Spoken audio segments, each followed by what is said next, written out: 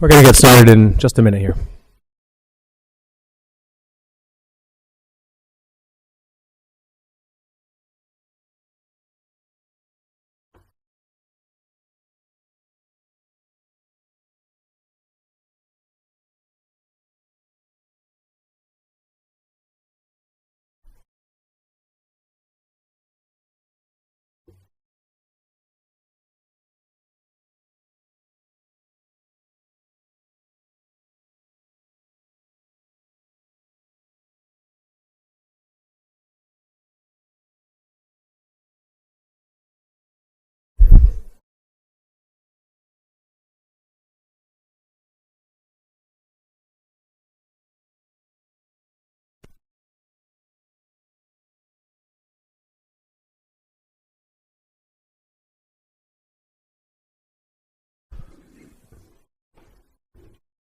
Okay, good morning, everyone, and welcome to the first day of City Council's 26-27 budget hearings.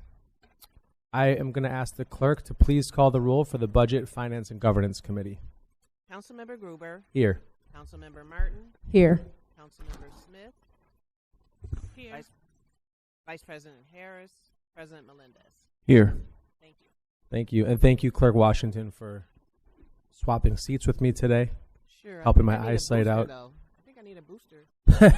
I don't know how to raise that seat. If you can figure it out today, that would be really helpful. I'd appreciate that. Let the record show that we're also joined by Council Members Leslie Smith, Councilmember Lupien, Councilmember Patterson, and Councilmember Monroe is on her way, and I know Vice President Harris will be here in about a half an hour.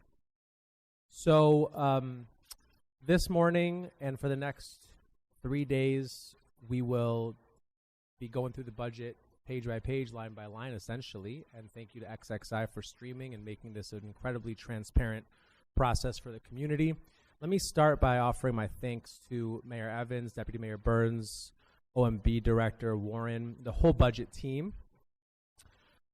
For the viewing public at home, I can't express how challenging it is for a city like Rochester to deliver an on-time and balanced budget, in particular at a time where our dear friends in New York State were about a month and a half late for their budget, where the federal government has about the same level of consistency with their timeliness of budgets as, well, worse than probably ever before. I'll just leave it there. And we have to figure out how to predict and how to preserve critical processes and operations for the city at a time where our expenses are soaring and our revenues are flat. We are not the federal government. We don't get to pass an unbalanced budget. We are not the state. We don't get to produce new revenue streams easily, let's put it that way. And yet we have some of the most critical work to maintain, which we'll hear about in the next 3 days, from water and refuse to public safety and libraries. It's a really, really hard job, and a big kudos to the mayor and the whole team for making it happen. The next 3 days are an opportunity for us to be incredibly transparent for the public, and so that this legislative body can deliberate and make some hard decisions on top of the hard decisions that the administration has already had to make. And we're going to hear plenty of that over the course of the next 3 days. So just want to start by thanking the administration. I'll give a quick sense of the agenda this morning. We will be going through the overview section. If people want to get too far into the weeds on any one individual operation or another, I'll probably steer the conversation until we get to that department. This will be the first kind of 20 minutes here will be very high level overview questions. We'll jump into IT, maybe have a quick break, and then depending on timing, and then get into the entire scope of the administration before lunch. So with that, Mayor, let me turn it to you for some opening remarks. Thank you. First off, it's hot in here. I don't know if anybody else is hot. Are you hot? Okay. I hope there's significant investments in HVAC in City Hall. Let me just say, first off, let me thank my team. This has been a very, very difficult budget. I thought about bringing in, Suzanne, I was going to bring in a file of the pre-budget stuff that we do before we get to this nice little book that you guys have here. But there's a lot of sausage making that goes into this budget. What also was difficult going into this budget is that a budget is a document in which you project and predict numbers. You want them to be as absolute as possible. There are some things that we know are absolute, i.e. bills that we have to pay. But the revenue sometimes can be unpredictable. Sales tax, you don't know where that's going to land. State aid, you don't know actually where that's going to land. This budget that you have in front of you assumes $35 million in additional state aid. With the governor's proposal, we put that in there, and then we asked for an additional $20 million. I believe that those revenue numbers, and in fact, if I have to, I'll probably be in and out because I'll be on the phone with the state a couple of times today as they continue to close their budget. I've spent a lot of time in Albany working to get resources here for Rochester, and I believe that I believe, and I can say with certainty that the number that I have in here for revenue from the state will be accurate. Could change, but I'm 99.9% sure that it will be accurate. This budget is probably one of the most difficult budgets that's ever been produced in the city's history, and I'm not saying that through to sound hype, flip, or it's not hyperbole. It's just important for people to understand that we had a $108.2 million budget gap. If you looked at last year's budget, we predicted in that budget book that we would have a $182 million gap that I would have to close and give you a balanced budget. That number grew from July 1st of 2025 to up through this year by almost an additional huge amount that then made that gap $131.3 million that I had to close to give you a budget that has no deficit. What led to that? Skyrocketing pension costs, 47% pension costs, the highest police and fire pension costs in 55 years. 55 years. So you would have to be 55 years old in this room in order to have seen pension costs that high. Healthcare costs, 47% in the past 4 years that has gone up, highest for retirees we've ever seen. And then the cost of heat, light, and power, 88% has over the years. That stagnant sales tax and other revenues, that caused a perfect storm. But because of, I believe in this collaborative approach, not just saying, oh, we need more money, we got to get more money, actually making the connections, meeting with our delegation, meeting with our governor, meeting with our majority leader, meeting with our speaker, making the case that Rochester has always been a city that we're good fiscal stewards of the taxpayer dollars. So we asked for additional revenue. We got additional revenue. It's still not enough. But in the midst of these challenges that we have, you will see and you will hear as we go throughout this budget session, no reduction in services, no large, massive amount of layoffs, no huge tax increase. We raised the levy by 2%, but because of the way the tax shift is calculated this year, the average homeowner will actually see a 25-cent a month decrease to the typical homeowner. Last year, the tax shift shifted towards the residential non-homestead. This year, the homestead. This year, it goes to non-homestead, so you will see a slight typical increase for the average for the average business. The other point I'll make is that this is the first year in which ARPA is completely gone. We don't have ARPA. And also, I want to point out something that's extremely important for the public to understand. It's very important for people to understand that we get our dollars from three sources: property tax, state aid, and sales tax. Sales tax is now making up the biggest part of our budget, which means that as a city, we have to continue to try to grow our sales tax. And that means making sure that our people here have opportunities to spend money, that other people spend money here, because that is a large part of our dollars in order for us to carry out these services. Services like social-emotional health, which, by the way, we don't get reimbursed for. sources like our action team and other innovative things that we are doing that we are not getting reimbursed for. The other point I'll make is that you will see a lot of grant dollars that are spent here. We are spending a lot of time going after grants to be able to do innovative things, and that has been extremely helpful for us. You see that during the police department budget, where you hear us talk about the STRIVE program and the GIVE program, as well as during the mayor's office, where you hear us talk about the Office of Financial Empowerment, where the bulk of that money comes from grants that make up this big part of this budget. The last point I'll make before I turn it back over to you, Mr. Chairman, is that we continue to lead the state in terms of what we give to our schools and the deficit that we get in state aid, and that it will continue to grow, because although we are getting more from the state, we will still be getting less per capita than Buffalo, Syracuse, and our other peers. So while we are grateful for this, for these dollars that we will be getting to help us close this gap, the gap is still there because it is inherent, and that's why I'm hoping that we will see coming out of this budget cycle an AIM redesign task force that's been talked about for a long time.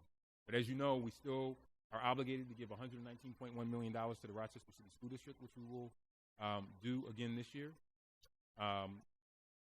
which is less per capita than Buffalo and Syracuse gives to their schools, and it's something for us that we're very proud of. The other point I'll make is that this budget has only grown by 3%, but it's grown by 3% only because of those expenses that I mentioned. And this will be the first year we will take the lowest amount of dollars out of fund balance.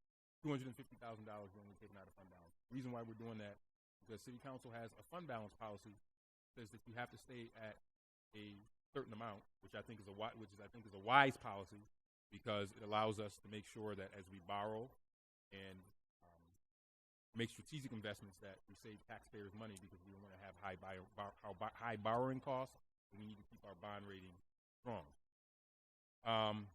You'll hear many investments that will continue, and expansions in our program and programming, such as our youth mental health core, which will be newer, continued expansions of our PIC program, the full staffing of our action team for the first time, and many other socio-emotional supports in libraries, our Future Fund, which will be launching this year, our Nurse Navigator program, and another phase of our Buy the Block program.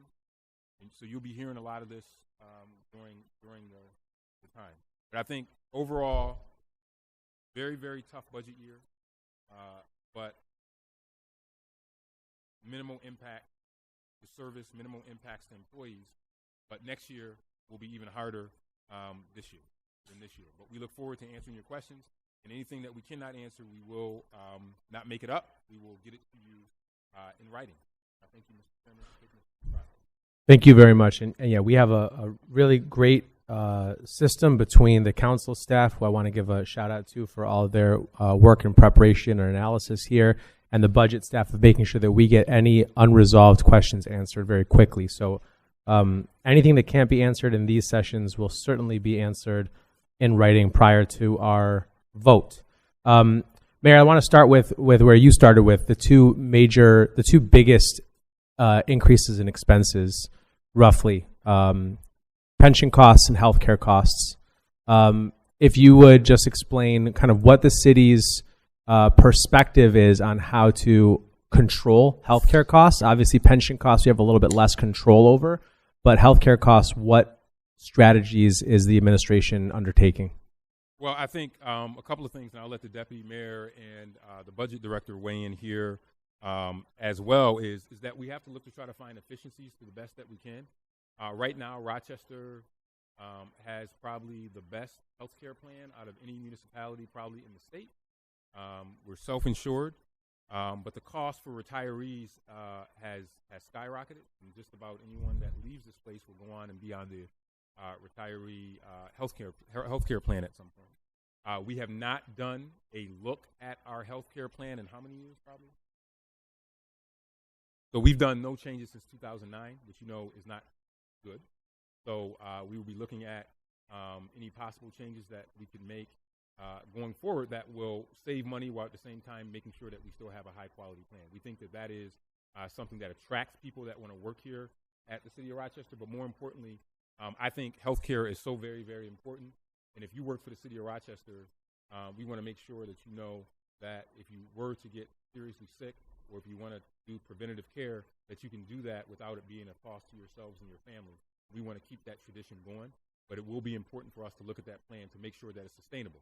Because you can have this great healthcare plan, but if it starts continuing to spiral out of control and be unsustainable, then you end up having to make other difficult choices, and there will be trade-offs that you have to make. So the goal is to stay self-insured, but to do a deeper dive in analysis for the first time since 2009, essentially. Yes. And that'll be done during the upcoming fiscal absolutely. year. We have to do it. Otherwise this will be an unsustainable venture that we're on. You just can't have a 47% increase in healthcare over 5 years, coupled with pension and everything else.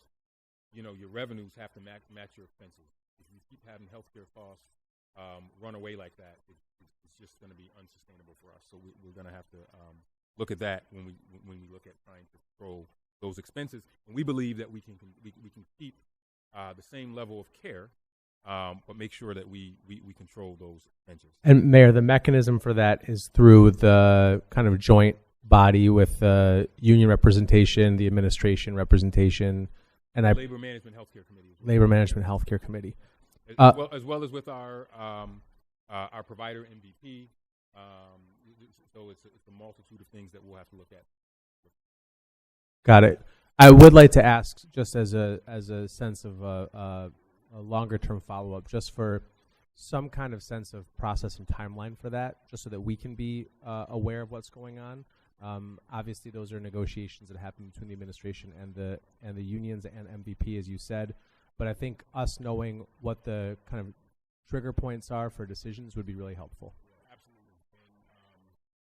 And the timeline is ASAP. Got it. Yeah, and in terms of pension costs, I just want to ask my understanding of the governor's budget, or the approved New York State budget, is Tier 6 reform, which is only going to, I presume, add significant expense to one of the highest growing cost areas for the city. How are you approaching that? Well, it's gonna add lots of costs to municipalities. This year, we're gonna amortize some of our pension bill. Next year, it will hit us more next year during 27-28. The lowering of the retirement age, the proposal this year is to start with teachers for the retirement age. What will be a lagging indicator for us, and Suzanne, you can correct me if I'm wrong, is the lower of contributions for those that are currently in Tier 6. That contribution rate will come down, but that will have to be made up, and that will be made up by municipalities. So that will add an expense for us. We don't know what that will be yet. That's to be determined. They haven't announced what the new contribution is. Right, they haven't announced what it is yet, and we haven't gotten the pension bill for that upcoming year. What we know about is our current pension bill, which we are dealing with, which we are going to amortize to smooth out to ease the burden on our cash flow, which we're proposing in this coming budget. Got it. So just a quick follow up on that, and one last question for me, then I'll open it up to my colleagues on the overview section. So similarly to the healthcare conversation, can we just make sure that we understand the timeline of decisions about Tier 6 and Tier 6 reform and how it's going to impact our pension costs? Even if we have a kind of quarterly check-in on the calendar around this stuff, that would be helpful. And it's important for you to know, because you're going to see the effects of it in the next budget that you're going to look at. So it's very important for people to know what that process is. Okay. And as soon as we know what the contribution is, I assume Suzanne will be able to roughly calculate. We know how many people in the city are, in fact, Tier 6 employees, how much the contribution will go down, and understand what number we have to make up, correct? That's correct. Okay. So my last question in this section is about the concept of amortizing our pension costs. So ultimately what we're doing is we're delaying the costs and accruing, we're delaying the majority of the costs and accruing interest down the line. Correct. But you can only amortize a certain portion, and we are choosing only to amortize the police and fire. So we will pay the civilian employee retirement system bill in whole. So it's about $9 million that we're going to finance. But yes, it will include interest expense. So do we have a calculation of what the interest expense is and how long it's spread? I think we may want to get into that during the undistributed hearing, only where we can, and Sarah maybe can pull some additional information about that. There's some factors like the graded rate and things of that nature that impact that. But if you do some Google searching, you can figure out that this is the biggest piece of New York City's budget resolution is amortizing, essentially, or shifting pension costs. So. Got it. Okay, but there will be we'll have a pretty clear sense of the total interest costs and how many years it's spread over at some point in the very near future. That's correct. Okay, so we'll mark that as something to follow up with as well. All right, let me turn to my colleagues about the overview section. Councilmember Patterson.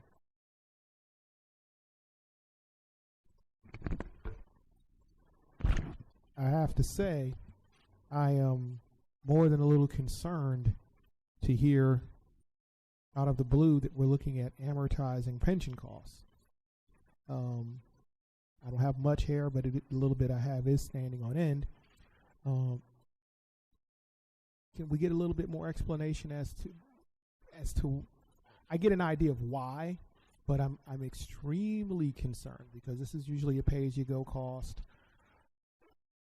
This really unnerves me to hear that we're looking to spread out a regular occurring cost over time because I don't know how you get caught up. So this is not the first time the city has amortized pension costs. We've done this. I mean, we've done this, and we did it. This was done in 2012, and we've done it, and it was fine. We paid it off and amortized it. Well, if we did it and then secondly, the reason why it's being done is because we want to make sure that we improve our cash position. It's an option that the state gives us as an opportunity to do when you have these high escalating pension costs. So that's the driver. That's the driver for it. But it's not. This is not unique or out of the ordinary for any municipality to do this, and it's something that Rochester's done before. So there's precedent for this. So it's not new, not out of the blue. Something that's been done before in the context of this city. The city still has maintained a good bond rating, good borrowing structure, all those things. So this is not a new concept, and definitely not out of the blue. It's being proposed in the context budget. Well, I just got to push back on that a little bit, Mr. Mayor, because it's new in the body of the members of this city council. I'm the longest serving member, and you said it happened in 2012. I didn't get on the council until 2013. So it's new to me, and we had no notice that this would be something that we would be engaging in. And I'm happy to hear that we did it before and then we stopped doing it, which actually is kind of useful to know.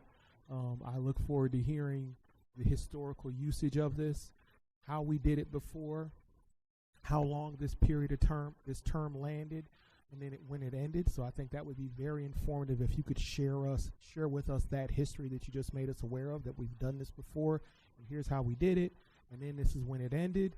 If hopefully history can inform the future as we go forward and consider this. I'm also happy to hear that I already knew that this was something that we do not make a habit of doing, so I understand that, but I am very concerned when I hear that we're looking at spreading out what should be a pay-as-you-go cost over time. That's just very disconcerting. So happy to hear this, happy for the context, just a little concerned that we weren't given some prior notice to sitting down in the hearing today that this was something that we were considering or doing. That's all. Yeah, I get that, but I'm saying this is being proposed in the context of the budget. Oh, yeah. Do it now.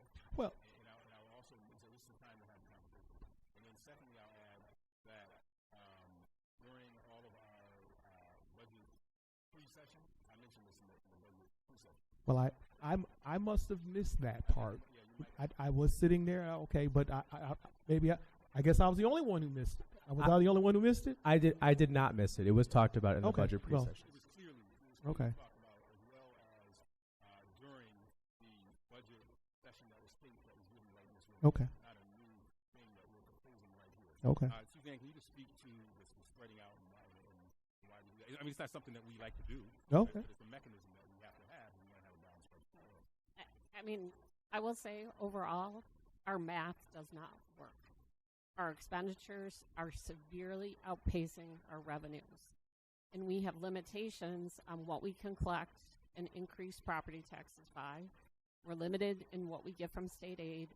And sales tax is the other unknown that when places like Marketplace Mall turn into a healthcare facility, you know, we're losing sales tax revenue.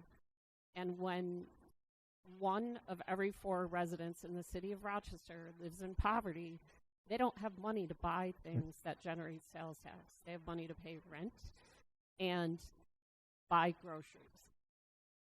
We need some sort of structural reform in terms of the revenue that we're bringing in to offset these expenditures, or some way to get these expenditures to be a lot lower. We were hoping that maybe the state would give us even more money than we had asked, so that was the first thing that would have gone away, was amortizing the pension. But that did not happen. So at this point, we will borrow approximately $9 million, pay that back through the annual pension bill, and yes, we will accrue interest on that. Well, that's a reasonable number. So thank you for that. That's the kind of perspective I'm looking for. So thank you. And I would just say, I mean, I'm not concerned about the idea of amortizing the pension bill for a year. I would like to understand what the impact is going to be. Like, I'd like to see some at least a pretty clear sense of what the calculations are of how much we're going to pay in interest over how long. I also think that not only did the state not give us more money, but they also may have negated a huge chunk of that money with Tier 6 reform and not offering to pay the bill themselves. So I think that's another place where we really need to understand what is the impact of this. I understand it's not on this year's budget, but the reality is pension costs are going to be the single biggest expense that we have as a city, that at least that we don't have control over its growth of. And so I would just ask that even some back of the napkin calculations, that we get a sense of what the landscape of all this stuff is now that the budget is produced. And I'll just add also page 3, item 2, talks about pension costs in this budget that was presented to everybody on May, whatever date that was. Thanks. President Melendez? Thank you, and good morning, Mayor. Good morning, administration. I want to talk a little bit about revenues and ask a couple questions. So, page 12, marijuana dispensary tax.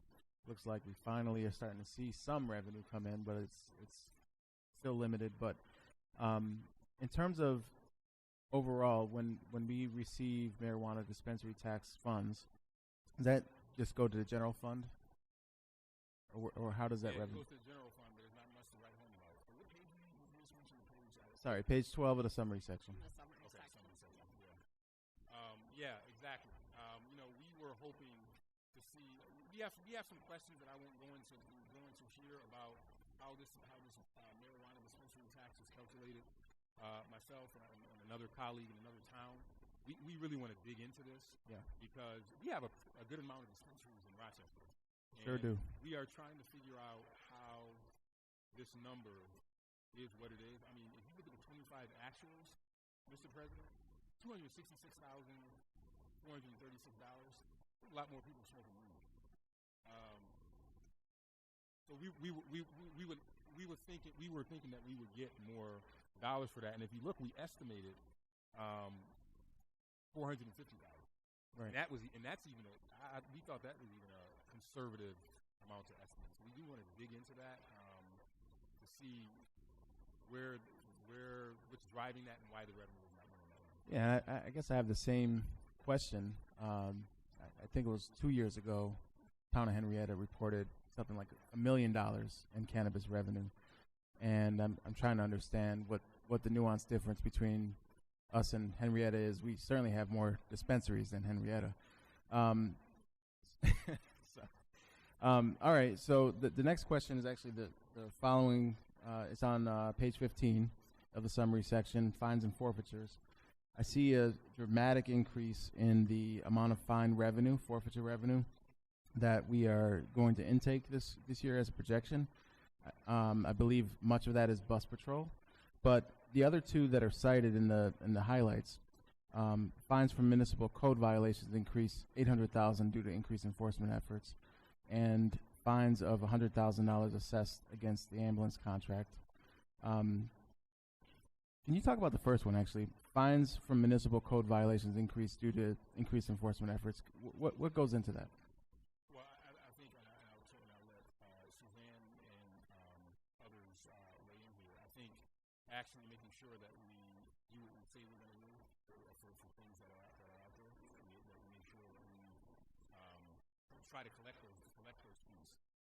It is very difficult to do that. I will say bus patrol has added to obviously to the fines, because that's a huge undertaking that we've invested in. So that will add some dollars there. Now again, these are projections, and we hope that we get as close to those as possible. You want to add anything? On the municipal code violations, I would indicate or think that it results from the additional personnel that the mayor included in NBD for code enforcement in his first few years in office are finally starting to bear fruit in terms of making sure properties are up to code, clean, safe. Yeah, we have not had a functional. I shouldn't say functional. We have not had this level of. If you remember, we made all those investments in our first 3 years of my administration in terms of boosting up code. We had our housing quality task force, and part of those recommendations were to make sure that we increase the number of code enforcement folks. So we have that. So we have more people working, and the goal is that will pay dividends in terms of that. And the ultimate goal with it will be that we'll see less derelict property. I was on a walk yesterday. Some of you were with me. We want to see less of those types of properties that are derelict. And almost when I walk past every single one of those properties, our code enforcement folks were able to pull up on the computer and tell me in real time what fines have been assessed, what the owner's disposition, what the disposition of those fines were, and what the owner's reaction were to what they were sent. And that's the way the system is supposed to work. And if it continues to work that way, we'll see increased enforcement, and we'll see a collection on some of these dollars. Thank you. Okay, couple last couple minutes on overview. Anyone have any overview questions? Councilman Martin.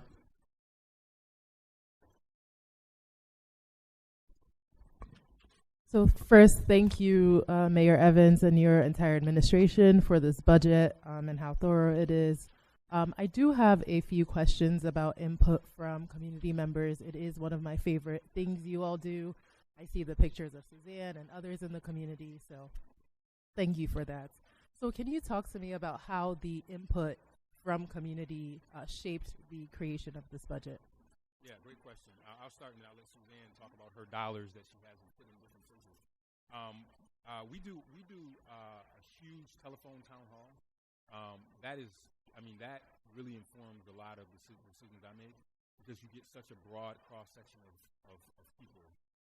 Literally thousands of people that you're talking to all at once and participating in real-time polls, and then they can give real-time feedback through the survey, as well as feedback through their voice. So they're able to say, hey, this is what I like to be able to see. And then ultimately what you do is you take all of that, and then you get competing priorities from folks. I mean, you'll get people that will say, hey, I want two or three more water parks, or I think that you should open up a brand new rec center this year. You take all that and then try to look at the priorities of council, priorities of administration, priorities that the community have made, and then see how they all fit into the budget. So the areas that we get: economic development, youth development, fostering resilience, opportunity and prosperity for all, public safety and strong neighborhoods. That is all called from what we hear from the community. Obviously, I put my spin on it as mayor, but we get all that from the community. We ask them under those things what are important, and then we do that. And then try to strike the balance. So public safety is always up there. I mean, that's like, that blows away just about everything all the time, public safety. And then you take, okay, you're saying public safety, and you say, okay, you want police officers, and then some people say we also want to make sure that we're doing youth development, prevention, intervention, and then we take that and we end up with something like the action team and expanding that, or expanding PIC, while also making sure that we go after dollars for things like domestic violence, which are major priorities in the community. So that's how we kind of take it.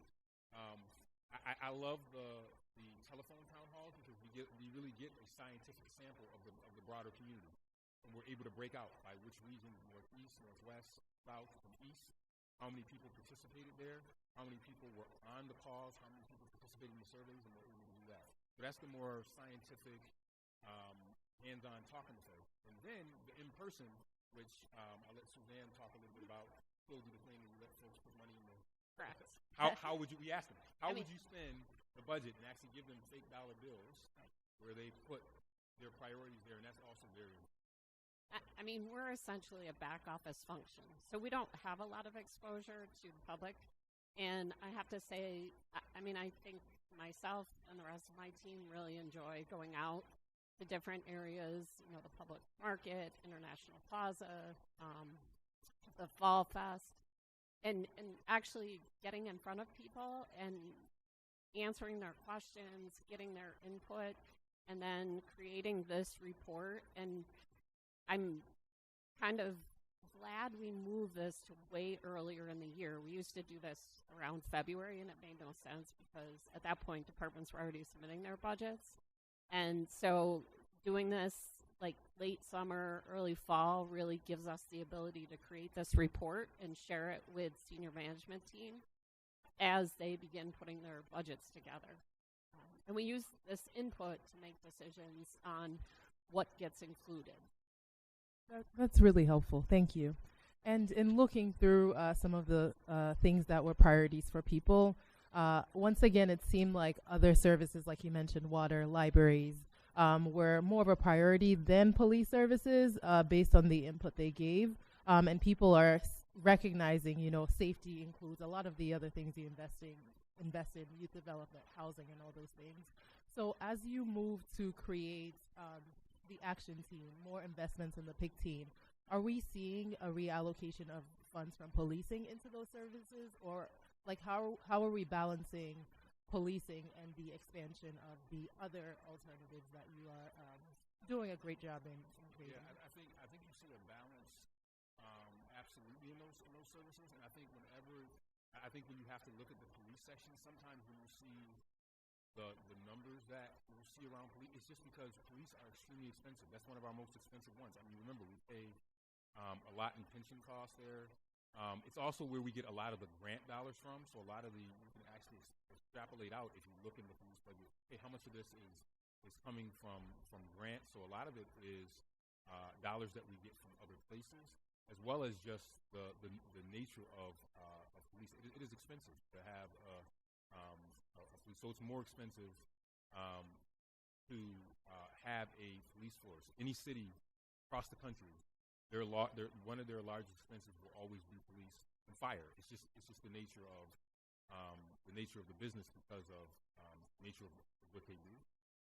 But for us, I think we've definitely seen an increase. And I would say even go back and look at budgets from like 2019-20 to now, and look at investments like PIC, Action Team, Office of Violence Prevention, which didn't exist before, Advanced Peace. These are all things that it's hard to believe, but 6 years ago, none of these things existed. They weren't there. I mean, we literally have a fully functioning action team that is out working with no reimbursement, by the way. Same thing with PIC, same thing with Action. They're literally on the streets. I saw some of them yesterday. We were out on North Clinton Avenue working with individuals in the community with no reimbursement, no dollars, where technically that's not a city function. It's something that cities do, but we're doing it. And you see that. I think you see that in the budget. So I think to your point, where the difficult part for all of us is how you find the balance. And that's what we try to do. Make sure, because I'll tell you, some people will tell you we want 2 more police substations, which is an older school model. But people will tell you we want police substations. But then you also hear about the socio-emotional support, the jobs programs. Those are all, I see all those things as public safety as well. And for us, it's just a matter of striking the balance. And I think that's what you see in this budget. Yeah, I hear you. And the last thing I will say is I think in my mind or in the vision I would like to see, maybe the funding allocated to policing is more on par with all the other great things. I understand policing is very expensive, including pensions, but the other resources that are so amazing, like the person in crisis team, the mental health workers in the libraries, really seeing what increasing funds in those areas could do for our city is something I hope to see in the future while I'm here on council. But overall, I really do appreciate the investments you are making in these services. Thank you. Let me ask a couple quick, just rapid fire questions because I want to catch up on time. We're going to do one more question for an overview for Councilmember Monroe. Then we'll circle into IT. Anyone who has questions on these sections, Councilmember Smith, you have one? We'll get to that too. Also, these questions can almost certainly be asked when we get to the section for the administration in just a few moments after that too. But just a couple kind of rapid fire questions. Fund balance. So we're using almost no fund balance this year. How much do we have in fund balance right now?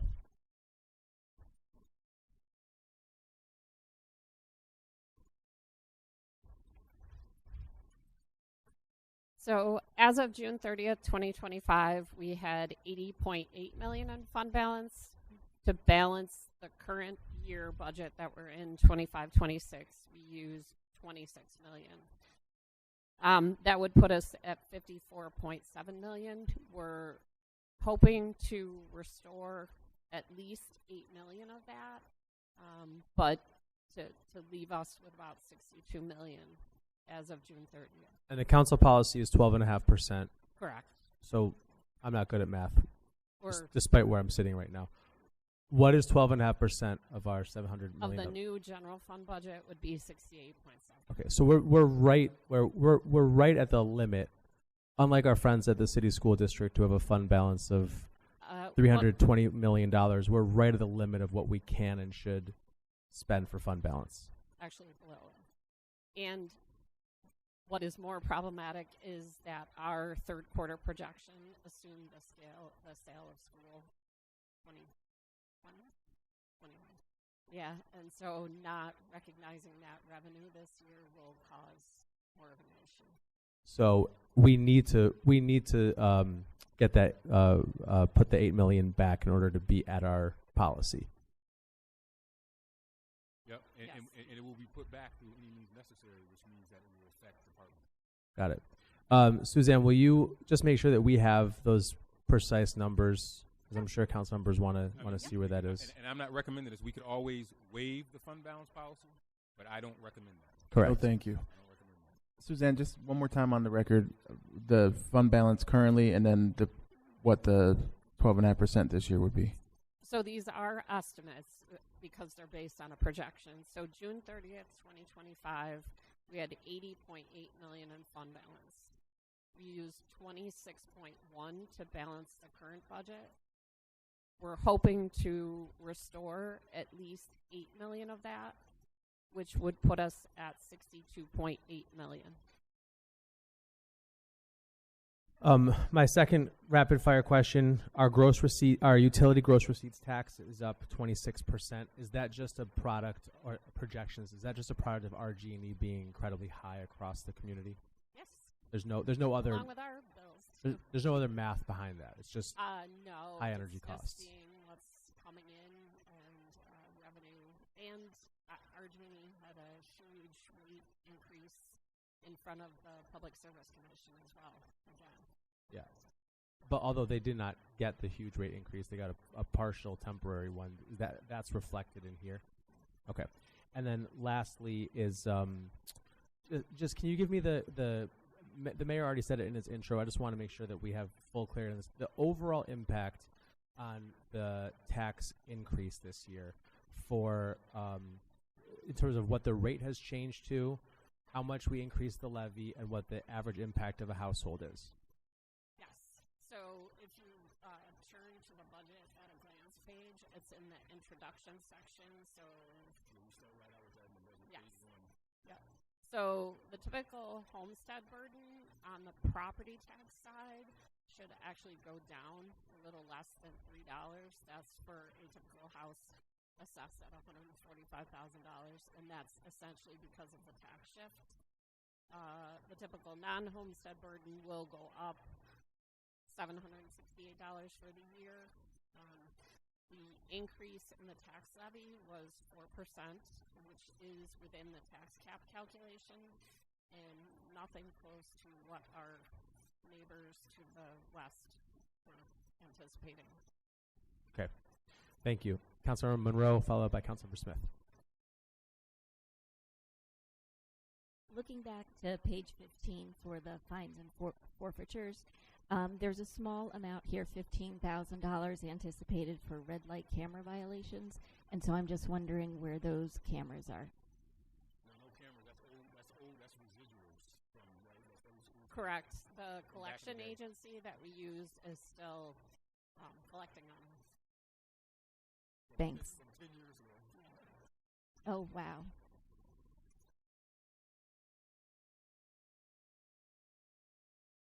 Okay, but that was the answer. Yep. So, Councilmember Monroe, you good there? Councilmember Smith? Thank you so much. Mayor Evans,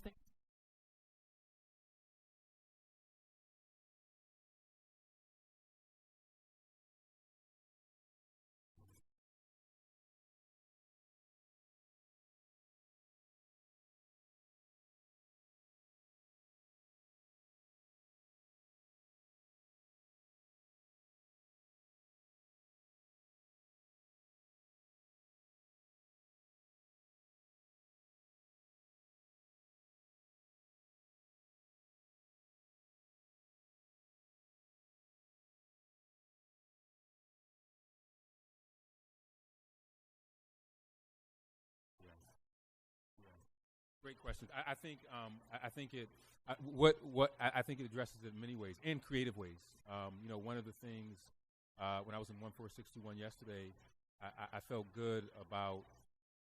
It's funny. Whenever I walk through 14621, it's sometimes a tale of two cities, right?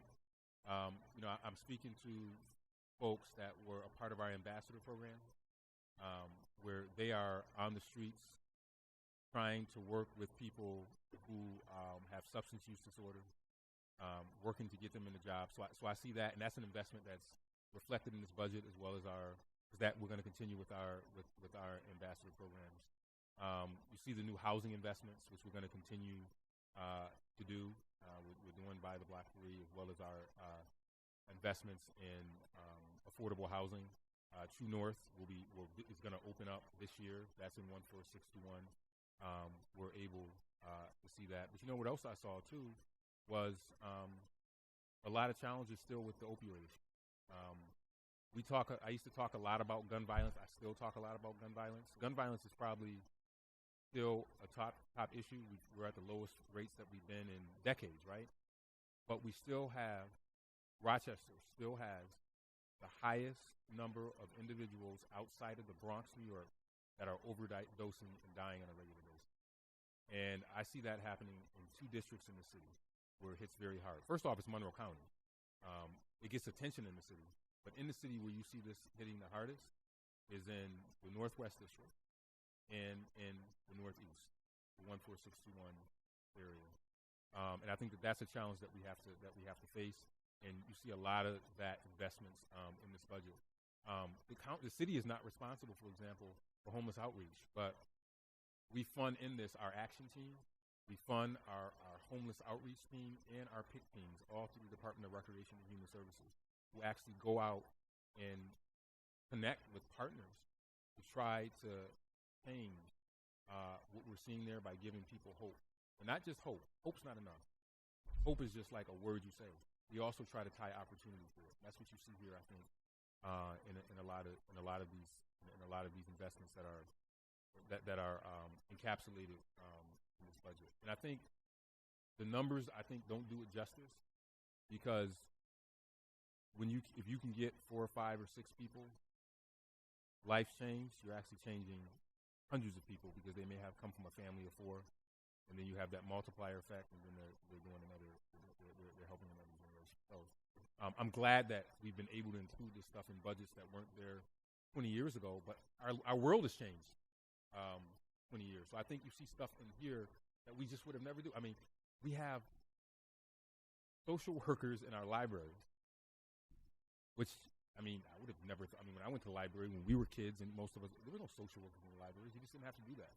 We have Narcan training in our libraries. You see, that type of stuff is reflected in this budget, stuff that you will see in the Lincoln Library in Winchester. So the world we live in, but I think it's reflected in the budget. Okay, we can certainly take more questions in the overview section, but let's bring in our CTO Fisher, Chief Fisher, and the team for some quick IT questions, and then we'll circle back to the administration, and depending on how much time, maybe give council a quick 5-minute break in the middle.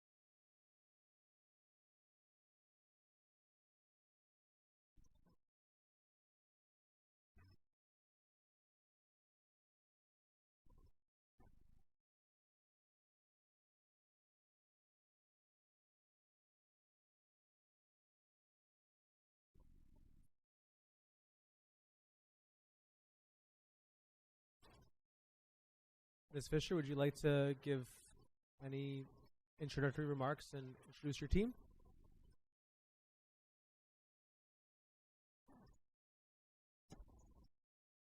Good morning.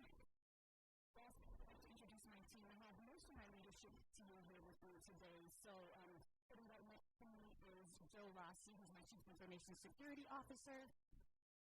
You guys raise your hands as I say your name. Mike Ross is my Platform Services Manager. Rich Wright is the Network Services Manager. And sitting back there is Nalu, who is managing our Data and Digital Services Bureau, which is being restructured with this budget to Enterprise Application Services Bureau.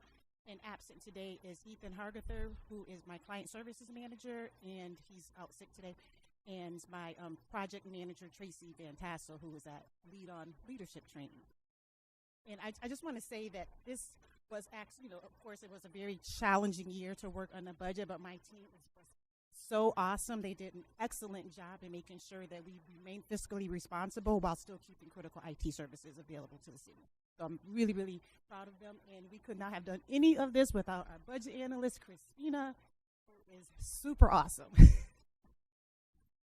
Thank you. We're gonna for IT. We'll open up to the whole section. When you ask a question, just please indicate where you are in the book so we can follow along. But I'll open it up to my colleagues.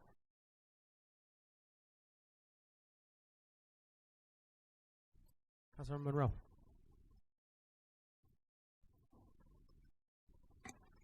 Hello, Ms. Fisher. The question I have is about AI and the policy that you're working on and what the structure will be for that. I know certainly there are concerns out there about even uses of Chat GPT. I was recently reviewing an AI policy for a state assembly member downstate, and one of their concerns with, say, Chat GPT was the fact that they were going to start losing employees' ability to think analytically. So if you could just let me know what your plans are and how it will be rolled out. Thank you for that question, Councilwoman Monroe.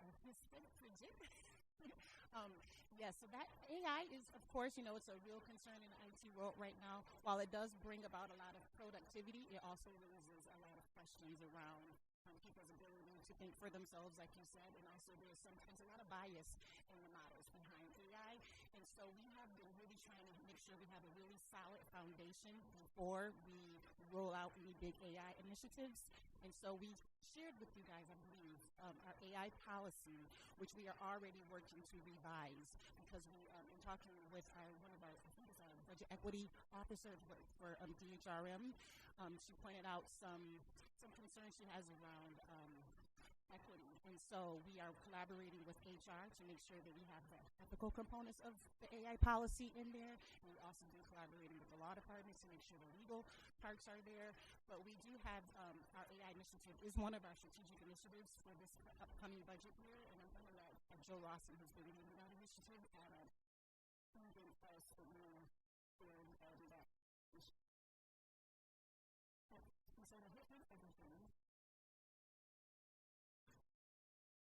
Just to build off of that question, I'm as scared about AI as the next person. Have yet to use it myself, I have to admit, publicly here. But I also feel like there's probably a lot of cities that are already using AI in creative and thoughtful ways.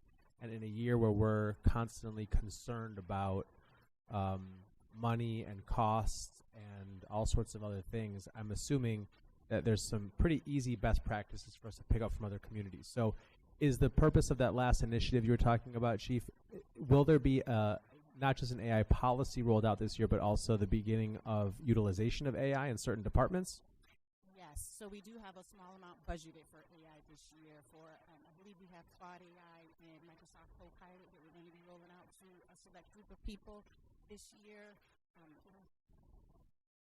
So we're starting with those two. How are you? I'm less interested in the technology that's being used and more interested in the departments that are using it. So how are we utilizing AI? Or what will those pilots be for those? So the pilots, of course, some of the pilots will be in IT because we usually pilot things first within the IT department. The other pilot users.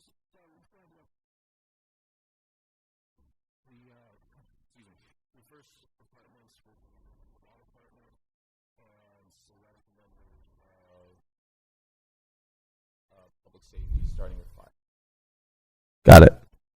And this is, I presume, Mayor and Deputy Mayor, this is something that there's a process at the executive level to decide where to start AI pilots.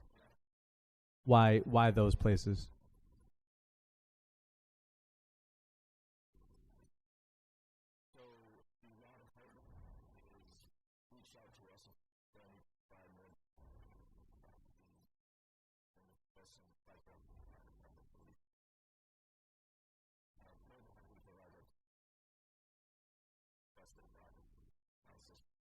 Got it. So this is about requests from individual departments more than anything, not based on best practices and how other cities are utilizing. At this point, yes, this is by request. Okay. Okay. We evaluate each request based on one group who thought not people more, they would not be allowed to case-by-case basis right now on, yeah. But I mean, there's a lot of concerns around AI. Sure. Concerns around it. So we have to be very cautious, but at the same time making sure that we don't miss out on technology that could better improve things. Every mayor's meeting or conference has a session around AI now. But one of the things that we're learning is that this has to be something that's taken with care and it's not done. So there are some great examples of how AI can be used to enhance existing work. I think that's how we'll evaluate. But I think it could be interesting in writing, as Joe said, to see how these departments are. They'll be using it in a way that I believe, which makes sense. Yeah. Okay. Thanks. We'll look forward to seeing that. Melendez, followed by Lupien. Yes, thank you.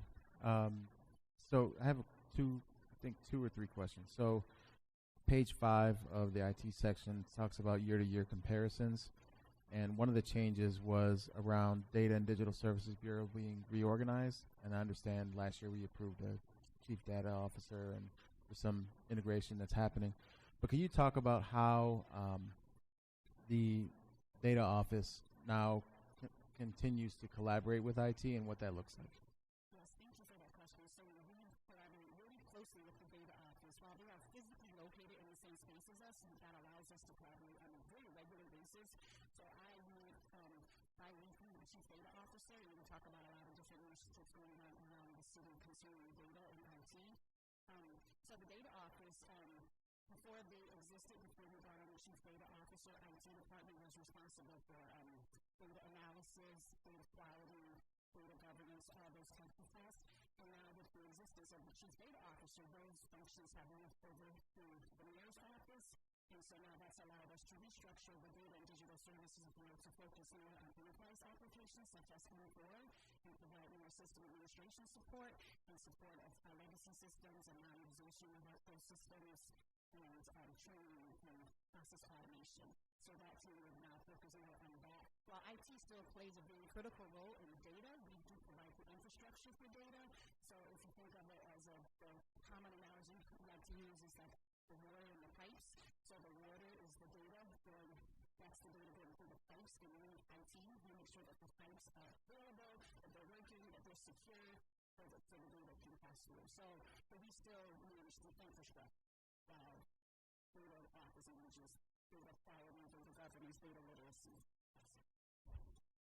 Okay, that's helpful to understand. So if I had a question pertaining to specific data and data sets, I might go to the data officer. But if I had a question about something that's missing on the website, or I would come to, not on the website, but on like building blocks, functionality that might be missing, would that be your office? So that would still be the data office. That would still be the data office. IT is behind the scenes. Behind the scenes. The infrastructure is in place. Got it. And a really random thing, it says funding for Tyler New World transfers to police department. Can you explain what that is, what Tyler New World is? That's the law enforcement records management system. So that's the system that the police department uses in their police vehicles for mobile field reporting and also their case management. So traditionally, large implementations, large software was funded through the IT department, but we've been moving those over to the appropriate departments starting with last fiscal year. So, like for example, Workday used to be fun. But they used to be in our budget. That moved to HR. Munis is with finance, and now we're moving law enforcement records management system to the police department. It's better for them to manage that because they have a better sense of licensing needs that they have instead of the IT department. Got it. The other reason why they manage it is because when something hits somebody else's budget, they can think about whether or not it's something they need. Gotcha. Yeah. Okay, and then last question, and probably more of a statement than a question. I mean, IT obviously is largely a support system in this space of city government, but noticeably it's one of the few departments that does not have a bilingual position. And for your consideration in the future, I just encourage that you might consider whether or not that's something IT should have. and bilingual position within the department? So since we don't interact directly with the public, I haven't found the need to change one of my positions to require bilingual skill set. But the IT department is very diverse. I have 6 or 7 people from different countries who speak multiple languages. So we could support someone, who does speak another language. We would be able to support that. But to change our requirement to require bilingual doesn't make sense for us since we don't interact with the public. We only serve, city department. Understood. Thank you. Yes, I wanted to lift up the fact that our staff does an incredible analysis, and they included questions for us that they sourced from AI. And a couple of them I find useful. So which public services do we anticipate integrating AI first? Do you want to answer that now or on the in writing? That one, like Joe said, we are doing a small pilot groups with the fire department and the law department. So I would say they are being first, and also IT. Yeah. So okay. And I get the fire, but I'm thinking more like public facing. Be outside of fire. Do we have our interface with the website, that kind of thing? No, we don't have any plans right now for any. Let's get that to you in writing. Okay. Because there are some technology does come with AI embedded in it already. Mm-hmm. And so that would be helpful to understand where we are already using it. And will AI replace or augment public employees? No, that will not happen. That is, we have clear direction from the mayor on that, and it is also in our policy, I believe, that will not happen. It's meant to help enhance, not. Have you seen these graduations with these young whippersnappers that are booing all the people that are talking about how AI is going to? And I think that's one of my concerns. I don't want to get into this here. I'm all for advanced technology and all the other things, but I think people need to understand. I'm going to have some of my AI people but I'll say, I think that's a conversation that I think, not just here, but broadly, people are going to have to reckon with. Replacing people. Go into a grocery store right now. It drives me crazy. 12 checkout lines, right? 2 people working the checkout lines, and the rest are all those stupid self-checkout, which we should be paid for. Do the self-check, but that's an AI.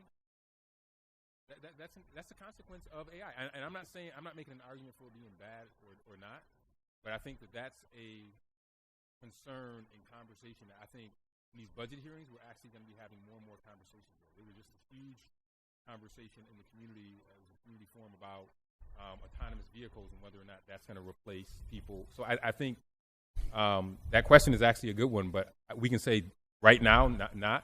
But I think we're going to have to start having some deep conversations about jobs and what happens to people who are replaced by AI. Well, and the tax revenue that we lose. Yes. And how, if citizens are going to be interacting with AI, how will they know that they're not talking to an actual person? Oh, so that's right at the start of your questions, you mentioned that your questions say they were generated by AI. Uh-huh. So that tells me that your council staff read our policy that we shared with you guys. Because we have a transparency clause in there. Yeah. So Good. we are to declare that this is AI is in use. That's Yes, wonderful. Moving off of AI, the new deputy chief CTO position, it talks about strengthening strategic oversight of technology initiatives, cybersecurity, and risk management. Is there any concern that this position is too broad for one person to accurately oversee? So no, so this decision didn't come lightly. This is something that this restructuring I've been working on for the past 2 years since I've been CTO. I've been taking a really close look at what my leadership team does, and it is being fiscally responsible. My leadership team was too big for the department, the size of our department. Mm-hmm. And so looking closely at each of those roles, I realized the director of operations role was very practical and administrative. And so over the last 2 years, I've been moving a lot of those functions over to the appropriate places. So to the bureau managers, more of the budget task that the director was doing. My admin assistant is taking on some of those things. So once the two roles are combined, it won't be two full jobs, into one job. It's really going to be right-sized. And also the CISO, as we call Joe, Chief Information Security Officer, the CISO role has been changing over time as well. So we receive a lot of free shared cybersecurity services from New York State. I now have 2 senior security analysts who can help in that space as well. So that role has somewhat been changing. And so with the new deputy CTO role, it's intentionally being made to be more strategic. And so there will be a more, that role will focus more on risk management and modernization, strong sense of cybersecurity. So it's not going to be combining 2 positions into one. It's really right-sizing the leadership team and so making that one position that benefits the department better. Yeah, thank you for that explanation. Councilmember Martin. Following up on Councilmember Lupien's question about the staffing model, can you describe the reasoning or basis for the net decrease of 4 full-time positions across the departments? Yes, so there's so the director of operations role, that person just was displaced. So another city department. So there's no layoff resulting in that. And then the other 2 are from my Data and Digital Services Bureau being restructured into Enterprise Application Services. So I no longer had the need for data analysts in that position, although I know HR does work to find placement for those folks. And then the final one is just we had someone retire earlier this year, and she was supporting mainframe services. And as you guys know, we're working to move all of our legacy applications off the mainframe, so I did not have to backfill that position. So that's helpful. And I guess my follow-up question would be to Director Warren. Can you talk a bit about departments being asked to decrease their budget? I heard maybe there was like an ask of 10% and how that showed up throughout the budget, and example for IT. I'll answer it, and then just in general, I think we asked for, we actually have departments with scenarios, best case scenario, worst case scenario, based upon what we were going to get from the state. So actually a lot of this could have been worse. But we asked for departments to look at sometimes 3, 5, 7, 10%, sometimes 20%, what that would mean. And how it shows up in it is that we say you control your department, so try to find as many efficiencies as you can. We always start with trying to find efficiencies that don't involve people, which is why you see minimal layoffs in this budget. And then based upon as our revenue changes, then I make the final decision on what we accept from departments, from what and that's what shows up in this budget. So what you see in this budget now are you actually see an overall decrease over last year's budget, but this won't make sense. But it's actually an increase because of the expenses that I mentioned earlier: pension, healthcare, heat, light, power, which has really made everything go up. But every department looked at where they could find efficiency. They did a great job. IT, well, all the departments did a great job, but Harriet knows that she's one of the star pupils. IT is a prime example of a department that did an amazing job in terms of not making sure we lose any service or quality, but finding efficiencies that still work the overall. That's helpful. And I guess 2 more questions, but one process related. Generally, based on the budget, if there are issues found and maybe there are efficiencies that could be created, HR generally helps place people into other departments. Oh, yeah. So, for example, let's say Councilman Martin, you work for Department A, and there was a proposal for your position to be either eliminated, or you were offered a different position in the department that you didn't like, our human resource management team would work to make sure that you would be placed elsewhere, and you would have a choice to accept it or not. And that happens a lot in the city. Also, if someone is a part of a bargaining unit, they may have rights somewhere else, which means that they would be automatically placed somewhere else because of the rights by the nature of their position in civil service. So that's where that. Yeah, that's beautiful. I really appreciate that. And last question. In developing a policy around AI, can you talk about some of the ethical and, I guess, environmental considerations that come to mind? We know AI can use massive amounts of water. So just talk about how you balance potential harm versus other benefits you may perceive. So I'm going to let Joe take this question because he did all the research for the AI policy. But I do want to say that in our policy, it does mention the human in the loop concept, which is AI shouldn't replace a person. A person should still be involved in all the decisions being made. You should always verify the information you receive from AI. Because I can tell you that it's not always accurate. I was just using ChatGPT the other day at home for some work in my house, and it was wrong. So it's very important to verify that information. And so we have that human in the loop clause in our policy. But I'm going to turn it over to Joe. He can talk more about the framework that we follow for developing that policy and the research that he's done. Providing that framework would be best done in writing because it is a collaboration with the HRM law and OPI along with IT. Amazing. And in writing, when you add it, can you share any research you found about any municipalities maybe banning AI or supporting AI and whatever their reasoning might be? Yes, we will. Thank you. Last question on IT from Councilmember Monroe. My question is about 311. What is the application that we use for 311?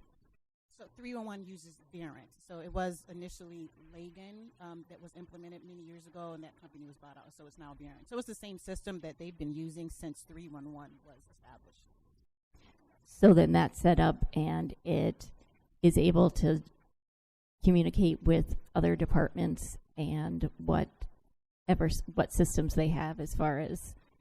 Yes, so Verint does integrate well with other systems, and it is really more like it is like a CRM solution. And so I know there's talks to expand the use of that. There's a group that's been meeting to look into CRM solutions, and Verint is one of the applications that we have reviewed for that. But yes, multiple departments currently use Verint, and it's definitely has potential to expand and integrate to other things. I believe we do have an integration to N4 with Verint right now. We have PMO when they come up next. You can ask about that. And so if changes need to be made, is that something then that IT does? No, so Verint has in 311 they have a system administrator who maintains that system, and so with support from IT for infrastructure. But yes, they would make those changes. Thank you. There is one more question, Councilmember Smith. Thank you so much. I wanted to know, beyond 311, is there any additional way that we use data to support the needs of our residents?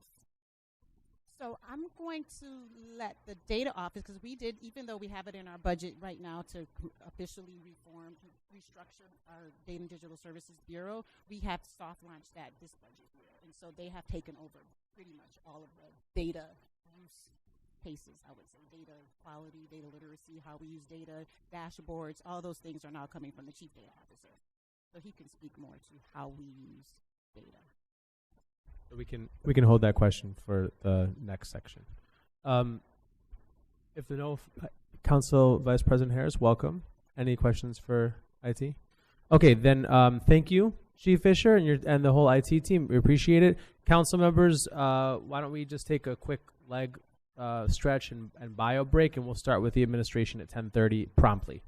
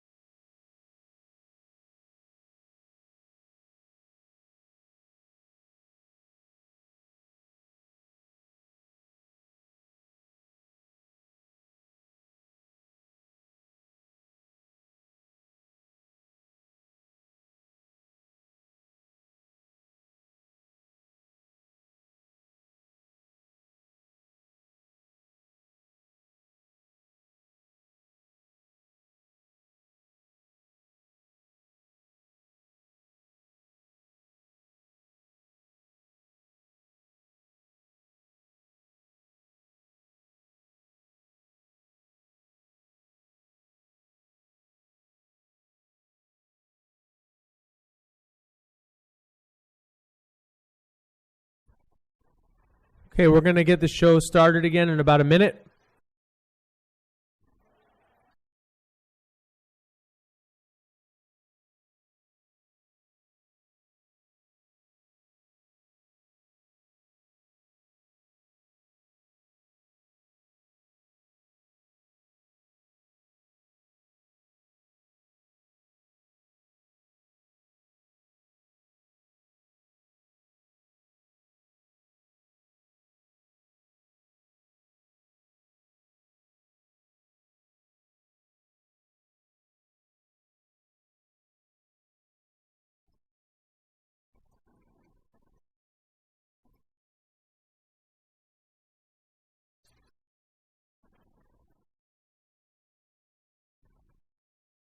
Okay, it is 10:31, so we are going to get started with probably the media section, certainly the media section of the day, the administration. So I just want to, we're going to go section by section, council members, to ask questions here. We'll forego an introduction since we've heard from the mayor already this morning. But I want to point folks to page 4 in tab 3, page 4. So we're going to be opening up questions right now to the mayor's office, which will include Office of Violence Prevention, Office of Public Integrity, Project Management Office, Office of City Planning, and Office of Financial Empowerment. Let's start from the left and move forward. So we'll start with the Office of Violence Prevention, or any kind of general questions for the mayor's office. But please reserve the questions for HRM and the other sections after. So page 4 in tab 3. I'll open it up to my colleagues. Councilmember Lupien. I don't have the budget book in front of me to know which tab that is. I should. Did you just say violence prevention? Pardon? Violence prevention right now, yes. I wanted to know if we are continuing our contract with Advanced Peace for technical assistance. We're continuing advanced piece, and we're still continuing the contract for technical assistance. Okay, thank you. So in the OVP, in the OVP budget, I was told to remind members of the administration to please speak into the mic for YouTube purposes. In the Office of Violence Prevention, there is a $62,000 variance in materials and services reduced due to budget constraints. Can you talk about what those materials and services are? This is on page 13. $62,300. Yeah, I'll let Dr. Green and Zeke weigh in, but I mean, in general, we budget an amount every year for this type of thing across all departments. As we look to find efficiencies, we've reduced those across most departments. So in most departments, you're going to see that line reduced, and that's for various things, printing things, non-personnel related things. So anything that's non-personnel related, where you see materials or supplies, you're going to see a decrease across every single department in that line as we sought to close the budget gap. So that's the cut that's there. I don't know if there's anything else you want to add to that, Shirley or Zeke. Yeah, I think the 60s. I mean, I did see obviously peppered across the budget, but I think 62,000 represented a significantly higher number than most other departments from a materials and supplies perspective. I guess let me frame the question this way, Mayor. Thank goodness, unfortunately, and thanks to all the hard work everyone's doing, violence is significantly down in the city of Rochester. That's a wonderful thing. We always, certainly hear you talk about how the work is not done, but obviously the reduction is happening. Yeah, 2 homicides so far this year. The lowest in probably the last 15. And because of the success of this office and this work, it is at times it can be difficult to know what to invest in and what not to invest in when obviously temperatures are substantially down from where they were when this office was created. But here in this budget, there are some reductions in materials and supplies. There's some reductions in people. I guess the big question is, will these reductions, what will the impact be to the people who receive services or who engage with this office? What will the impact to them be? Yeah, we'll talk about some of the reductions because some of the reductions are not personnel related. They're grants. There's the way we shifted people over between different departments that I'll let Zeke and Dr. Green talk about. But how we saw violence prevention in the city of Rochester has nothing to do with supplies or any of that, but I think I'll take the broader question. For us, this office, how we keep violence low is to make sure that we invest in things that prevent violence. Things like our outreach, our different programs that we have that keep people engaged, and broadly, not just in Office of Violence Prevention, but also our investments in recreation, our investments in youth programming, our investments with individuals that are coming home from incarceration, our investments in socio-emotional support, our investment in counseling. These are all things that will allow us to be able to prevent violence. Our investments in Strive, our investments in Give, our investments in focused community-oriented policing, which we'll talk about when you get to the police section. These are all things that we have experimented with over the last 4 years and 5 months, and that's why we're seeing this reduction. It's hard work. There are no silver bullets, but one of the things that we know that does work is when you work on prevention. That stops violence before it happens, and I think that the results are a reflection of that. It's something that we're gonna continue. Our Peace Collective, we don't have the ARPA funds, but we're continuing that in a smaller form. Peace Collective 3.0, which will be providing more technical assistance to those organizations. Advanced Peace, we're continuing that program in the Northwest, which has seen a serious reduction in homicides from 2021 to 2025. So those type of programs will continue. You want to talk about some of the numbers that the council member mentioned as reductions, which really aren't reductions, but they look like it on paper. So it's efficiencies when you look at materials and supplies. For example, we had a large budget for wearing apparel. And so we have staffing that's here that you don't need to continue to purchase wearing apparel every year. So that's a reduction that falls in materials and supplies. You think about printing. We printed brochures and information that we share with the community. We have plenty of those in stock, so we don't have to continue to print materials that we always have. But as the mayor says, there's no changes in terms of programming. So when we talk about the work that we're doing with Advanced Peace, no changes in the program. When we talk about the youth program that Zeke runs, the Revolt program, there's no reduction in the program itself. It's just the extras that you have. We'll continue to do our peace barbecues. So those funds are still there. These are those larger areas that we have found efficiencies in that we will do. And the line above it is one full-time administrative position eliminated due to budget constraints. That is not going. There's not going to be an impact on program delivery. Correct. So that position was principal finance personnel.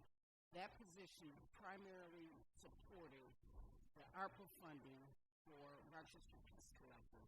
Those funds are no longer exist. So we did not need that position. But what we did was we reduced it so that it's a lower bracket.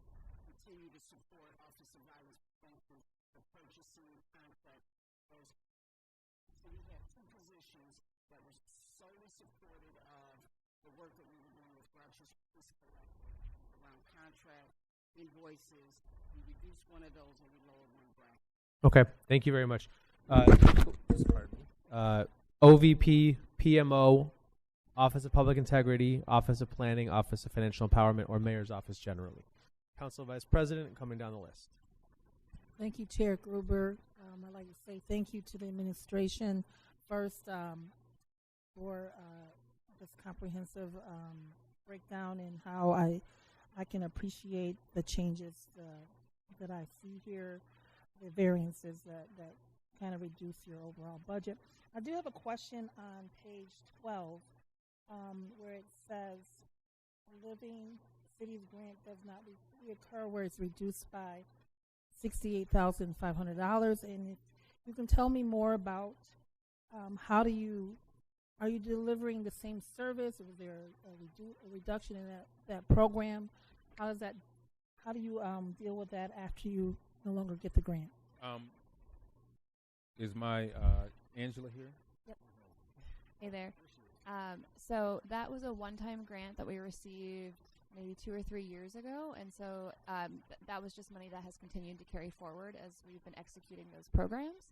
And so all of the programs that we launched with that funding, we knew it was one-time funding, and so all of that we're looking at how do we sustain that in different ways, which are maybe lighter touch and don't come with so many operating expenses. So can you tell me what programs would that be? Sure. So that funding was tied to a lot of our programs related to home ownership as well as business ownership. And so some of the things, for example, were our rent reporting pilot that we launched last year, where we worked with 3 housing providers to bring in a positive rent reporting pilot. And so we are continuing that work with Rochester Housing Authority from a separate grant that we received, not from Living Cities.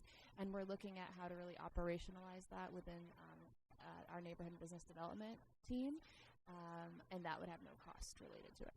Great. So basically, the decrease in that amount, it doesn't stop any of those services or programs. We continue to provide those programs and services, and that's great. Thank you. Thank you.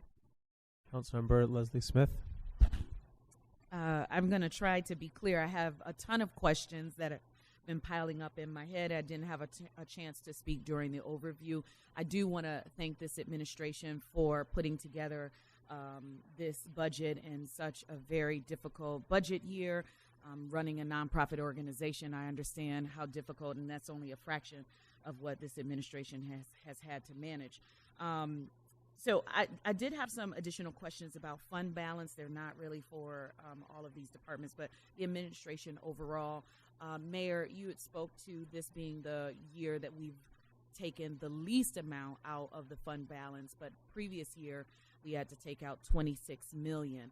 So I do have some just questions around your concerns that you presented in the upcoming budget year and how we are preparing for that. And this is probably tied to another question that I have for Suzanne in terms of, she mentioned a restructuring is needed. And I don't think that we're going to get anywhere close to like the Moore and Ryan restructuring that we had some time ago that allowed for us to share in a higher share of the sales tax.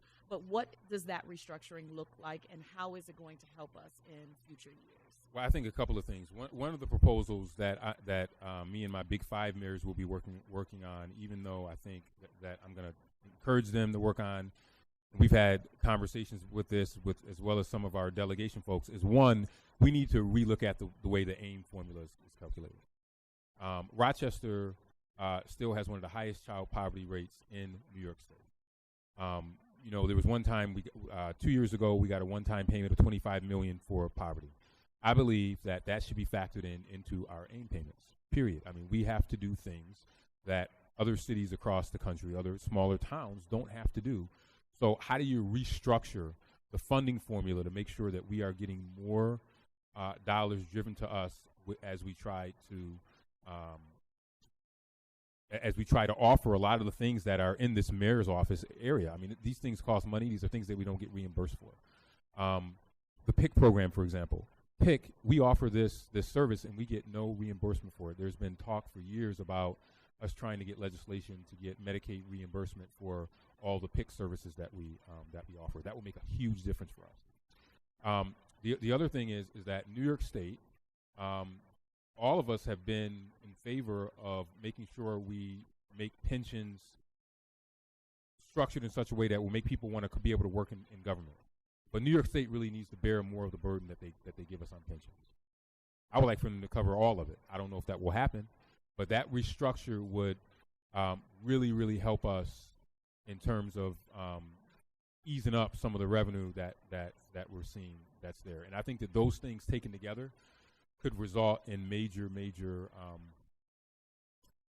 a financial paradigm shift for us. And then the third thing that was mentioned earlier that I mentioned was around healthcare costs, being that we have not looked at how that is structured in almost a generation. I think a generation is considered like 10 or 20 years, and it's been that long since we've looked at the healthcare costs.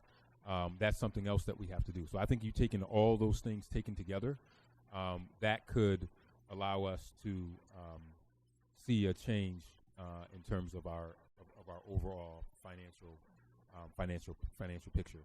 The fund balance issue is very concerning. Buffalo, New York, for example, has no fund balance, none. We can't have that here, and that's why we've had to make these tough decisions. Our first couple of years, we took from fund balance because we really wanted to ramp up and invest and see if we can use ARPA dollars and put everything together to make sure that we kept things going in a way that made us not operate from a deficit model. But now if we want to continue these programs going forward, because you heard from Councilman Gruber's first question about us cutting the line, which was equipment and those types of things, you only can do that so much, and eventually you'll end up having to get to people. I don't want to get to that point. And the only way we can avoid getting to that point is for us to look at doing those things that I just mentioned. Suzanne, I don't know if there's anything else you wanted to add related to the fund balance piece. And I think all of this is very relevant to this section because these are all things that we do in the mayor's office that previous administrations would not have considered like core departments, right? Office of Vice President, that's not in DES. Chief Data Officer, that's not in IT. So these are all things that we've kind of taken on in the last 4 to 5 years that we want to continue to do, but they're going to become harder to do as we go forward. I would just offer that we have always been extremely fiscally conservative. We have typically been able to generate savings at the end of any given fiscal year. Post-COVID, after the stimulus programs that gave people money to spend ended, sales tax and other revenues really just kind of flopped. And if you look at the state, from the state's perspective, there's really no limitation on them for corporate tax, personal income tax, right? We have this 2% tax cap limitation.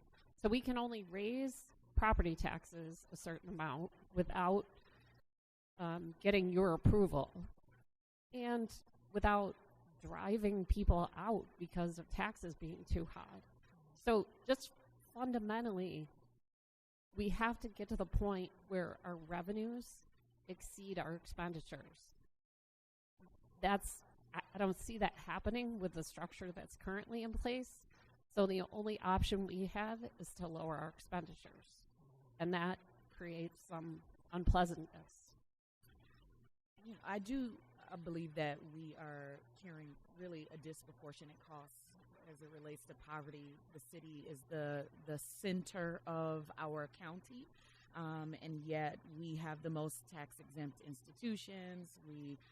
And wealth and population is moving outwards. And so when I think about some of our largest expenditures, obviously it's in people, in our largest agencies, and some of those people don't live in the city of Rochester. And that really impacts us significantly if we are not able to generate the housing tax from folks living in our community.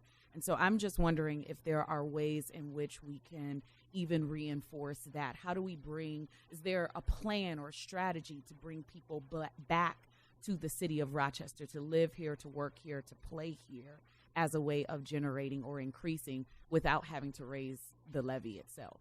I think that comes down to making sure that we build as many homes as we can to get people to want to stay in the city and live here. This is why I was so big on Buy the Block, which was an expensive enterprise, but we were able to do it because we had subsidy that we were able to provide from the American Rescue Plan Act. Now that's gone, and that's why our vacant lot strategy right now is so very, very important. This council has improved ourselves to many vacant lots for home ownership. As you know, we have the pilot with the modular homes to be able to do that. That's how we have to do it. We have to grow our way to continue to make Rochester a place where people want to live and pay property taxes.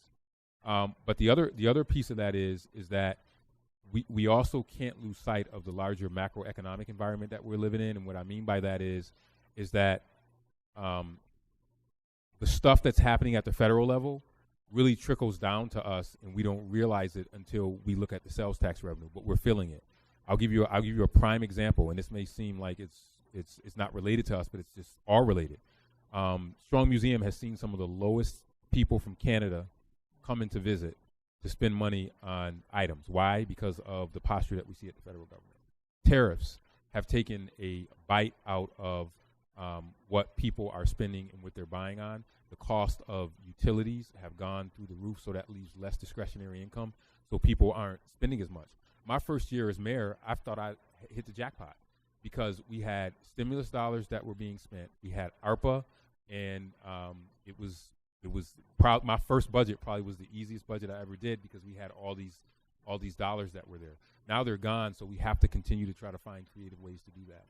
I think we have to generate dollars from folks that are here, but also destinations that we will have. The state park, I think that's going to pay dividends for us down the line because people will come from Wayne County and wherever else to come see that park that's right in the middle of our city, and they'll hopefully spend money, and that will increase our sales tax, which is our number one revenue source right now. So I think that's the way we have to really have to grow our way out of this. And then the other point I'll make to you and everyone here is that Rochester really, and it's not fair, we've really gotten a success penalty because we have not been spendthrift, because we have not had a fund balance, because we don't have a control board, because we're doing all those things. That has actually handicapped us because the state has not looked at us and say, you need it. They say, oh, you just manage yourself well. That's fine. Go ahead and keep doing it. But who's losing out on that?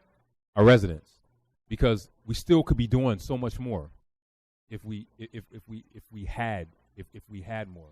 So really, I'm working with Scotch tape and bubble gum to keep things moving, and we've been successful. We've had some success, but it's masking this bigger reality that we have. And because we believe in transparency, this is why we are doing this. This is why we have to do this with our pension. We have no other choice, and I think that's the challenge that the 10 of us are going to contend with from this year and for more years to come. It's not going to get easier. I just have one last question, and I'll yield the floor. I understand that, Mayor, in your tenure here, that you've increased staffing about 200 people. Is that accurate? And if so, I would imagine that has led to the reduction in violence that we've seen, the preventative programs that you have. How do we, given everything that we just talked about, how do we sustain that? Without the resources from the state? I think we have to continue to look under every rock. Thank God the state came through this year with, so I had a doomsday scenario. I was joking with the team here. I have this folder that I walk around with that is basically, I call it the doomsday scenario. Councilmember Martin asked, how do you go to the departments and do the 10, 15, 20? This is like the best case scenario. But the budget that I would have proposed or I would have had to modify had I not gotten the $20 million additional in state revenue would have been very tough.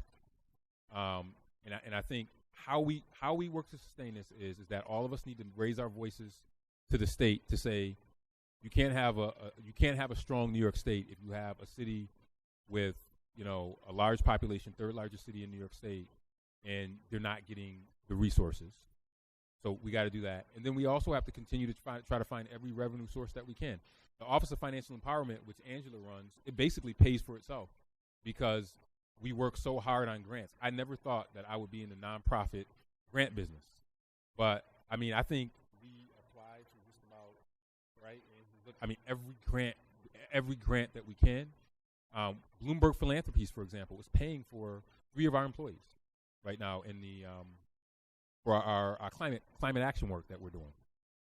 So we are looking for every stone that we can to try to supplement the dollars that we have. The strive dollars that we get from the state, the give dollars that we get from the state are helpful. But I think to your earlier question, we really need that shift in terms of how we can get our revenues to outpace our expenses and show the efficacy. Not every community, people are looking at Rochester and now they're doing Office of Violence Prevention because they say, oh, they have it. And now Albany's getting the Office of Violence Prevention. I looked at Baltimore when they did theirs and Newark when they did theirs, and I learned from them, and we brought it here. So I think we have to tell our story about why it works, and then try to go and get our resources to the best of our ability.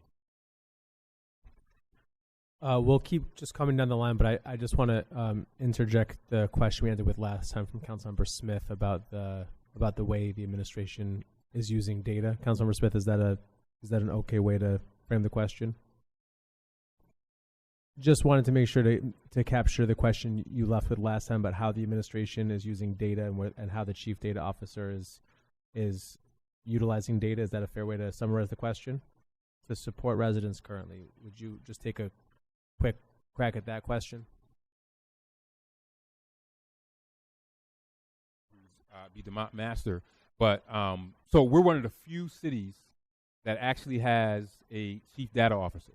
So for the first time, we are using data to inform us on vacant structures, on just about any program there is. We are actually able to actually build a dashboard, and we'll be able to track at some point just about any item you can think of, from violence prevention. We have the open data for police department. Imagine that same thing for all the other stuff that we look at. Youth that are working, vacant houses, and how long it takes for them to turn over. We now have the ability, because we've invested in this chief data officer, to be able to take that to the next level for just about every single thing that you want to measure in the city.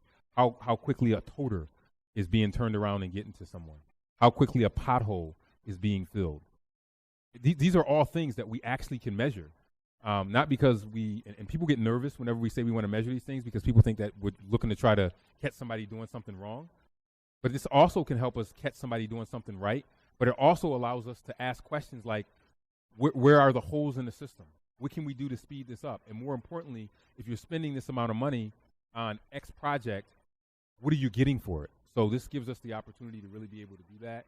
There's a whole data project that the Chief Data Officer, DeMont Master, is working on. The Deputy Mayor is very much involved in that. I don't know if you want to add anything on the data point. Yeah, I'll just say DeMont couldn't be with us today because he's up at Harvard University getting his master's in data science. So we figured that was a good excuse to miss here for the next few days. But I echo what the mayor said.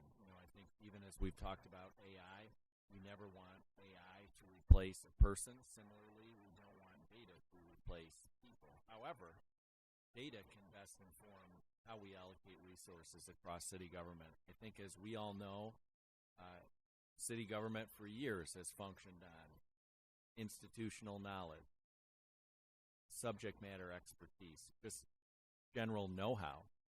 Data is another element of that we've been lacking. So I think, as we go forward here across departments, as we think about moving from, as we're doing it, moving from the mainframe Infor, this body just approved the extract, test, and load licensure in the past month. The idea of that is to be able to extract data from Infor, for that to be refreshed real time, for us to be able to use that data to make decisions across all of our departments. And then the last part I'll add about data is also the power of the survey data, going out into actual and hearing from actual community members. You see this with our Vision Zero data. We're putting out a survey to folks. Like, they're going to actually do that, and then and we'll use that data.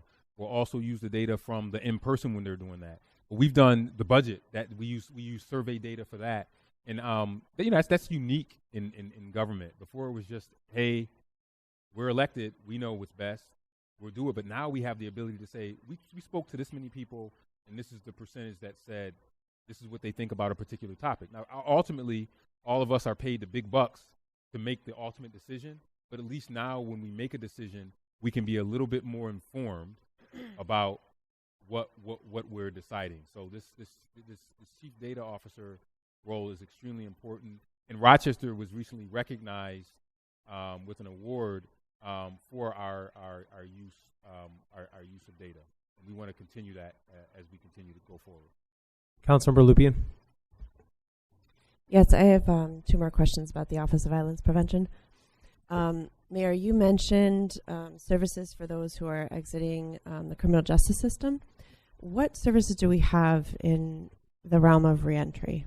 Yeah, so we partner with a lot of organizations that do that. And it actually, some of it goes beyond violence prevention. One of my favorite programs, and I don't know if you're familiar with it, is our CEO program, Center for Employment Opportunities, where we connect with CEO and we actually hire folks through DES that are transitioning, because we know that data shows that anyone coming home from incarceration, they need 3 things: a job, a support system, and a place to lay their head at night. If they have those 3 things, they're gonna be fine. They're gonna go on and be successful.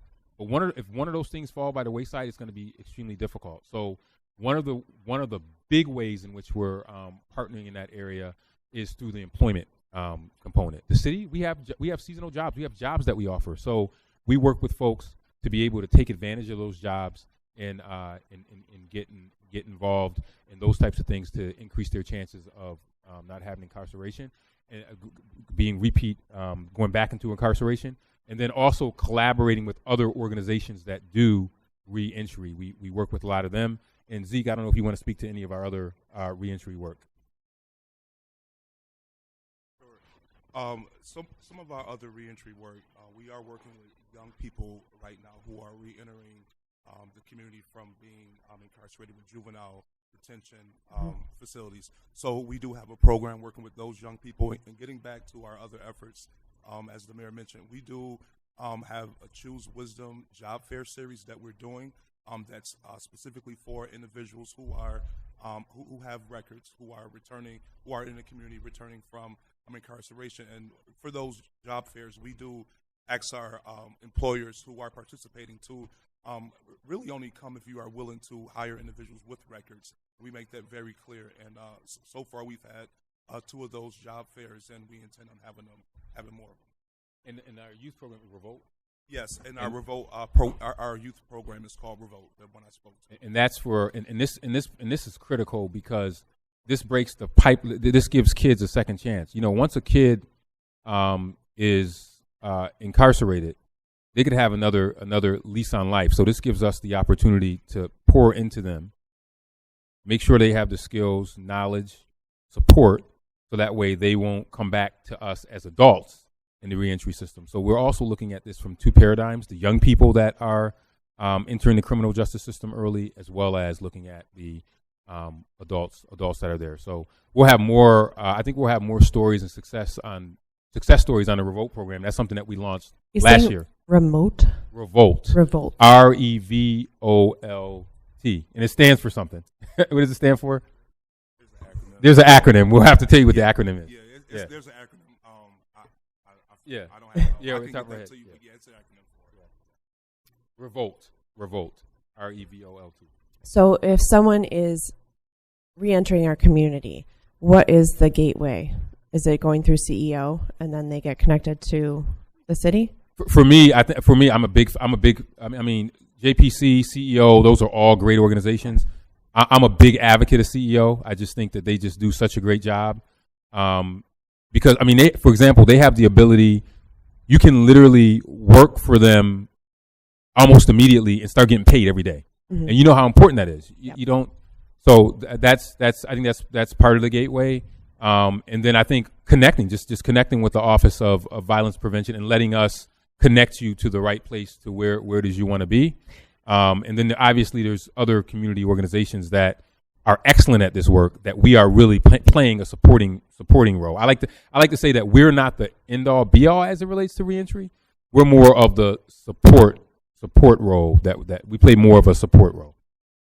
Not direct services per se, but working with the organizations on the outside to per se, except for with the Revolt program, because we do actually work with the young people. Okay, but we're not. I don't want to be, because there's some great folks that do great work in this community, and I don't want to The other organization, Ronnie, Ronnie is another. Yep. You may be familiar with Ronnie. So they're really the leaders on this, and we try to support their work. But Ronnie, those are the folks that are the leaders. We're more of the supporting cast. Thank you. And my last question, we had talked about this budget time last year, that the violence prevention workers, because they're in the mayor's office, but they're being supervised by Dr. Green, not having them be directly under Dr. Green prevents them from being in the union. Has that been resolved?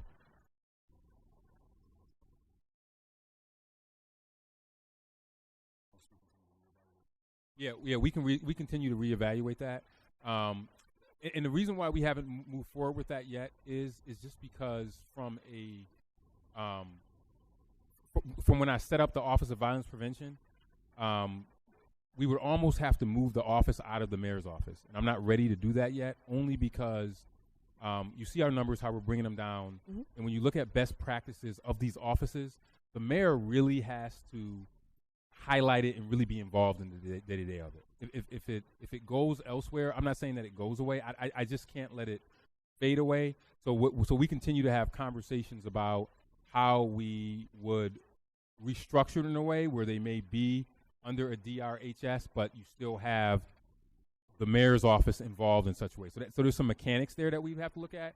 But I think the overall message is that we try to send with the Office of Violence Prevention is that it's a major mayoral priority that the mayor is taking seriously.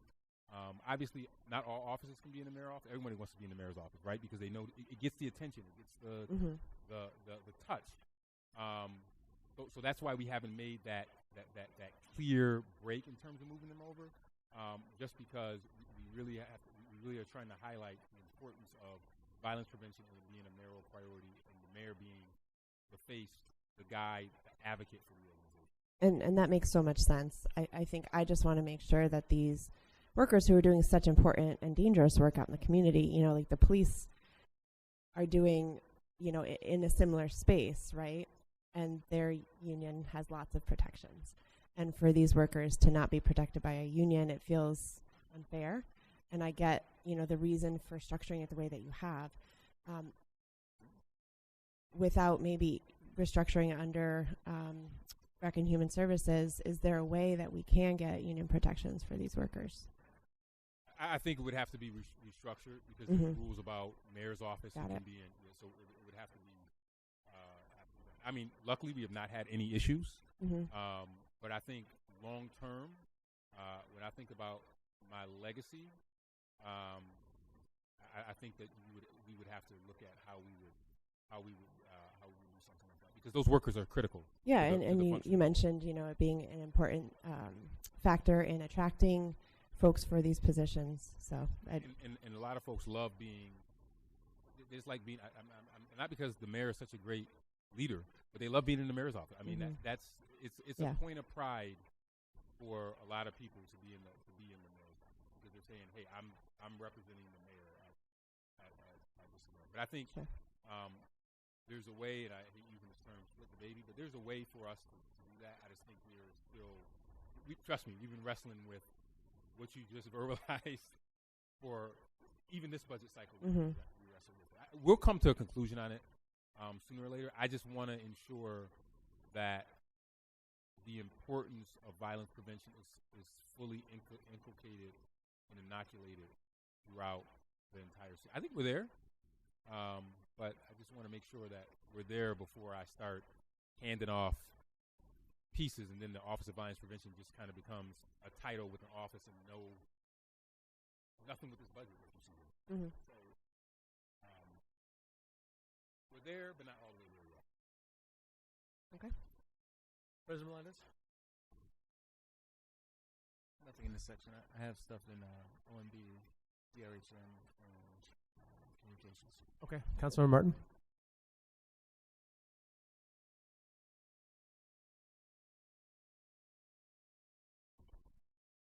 Okay, we can circle back. Councilmember Monroe?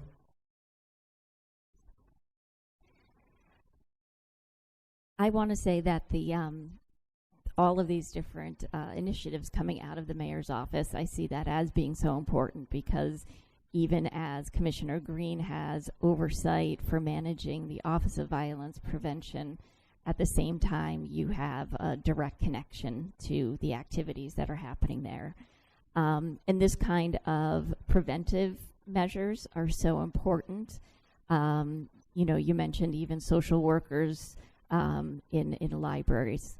And I think it's important to kind of underscore the juxtaposition here that the city is moving forward to try and put these things in place at the same time that the school district is removing those same services for the youngest and most vulnerable citizens. So kudos to you for beefing this up and continuing to grow it, because I think this is the way that we really start to make differences in people's lives and start to make changes that can be intergenerational.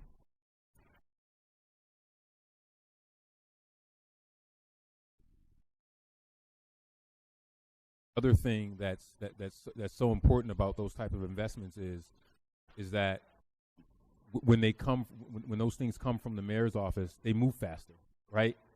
Because they know that it's a priority of ours, so that helps, and it allows us also to, for me, who has a broader view of the community, to see why something like that is important.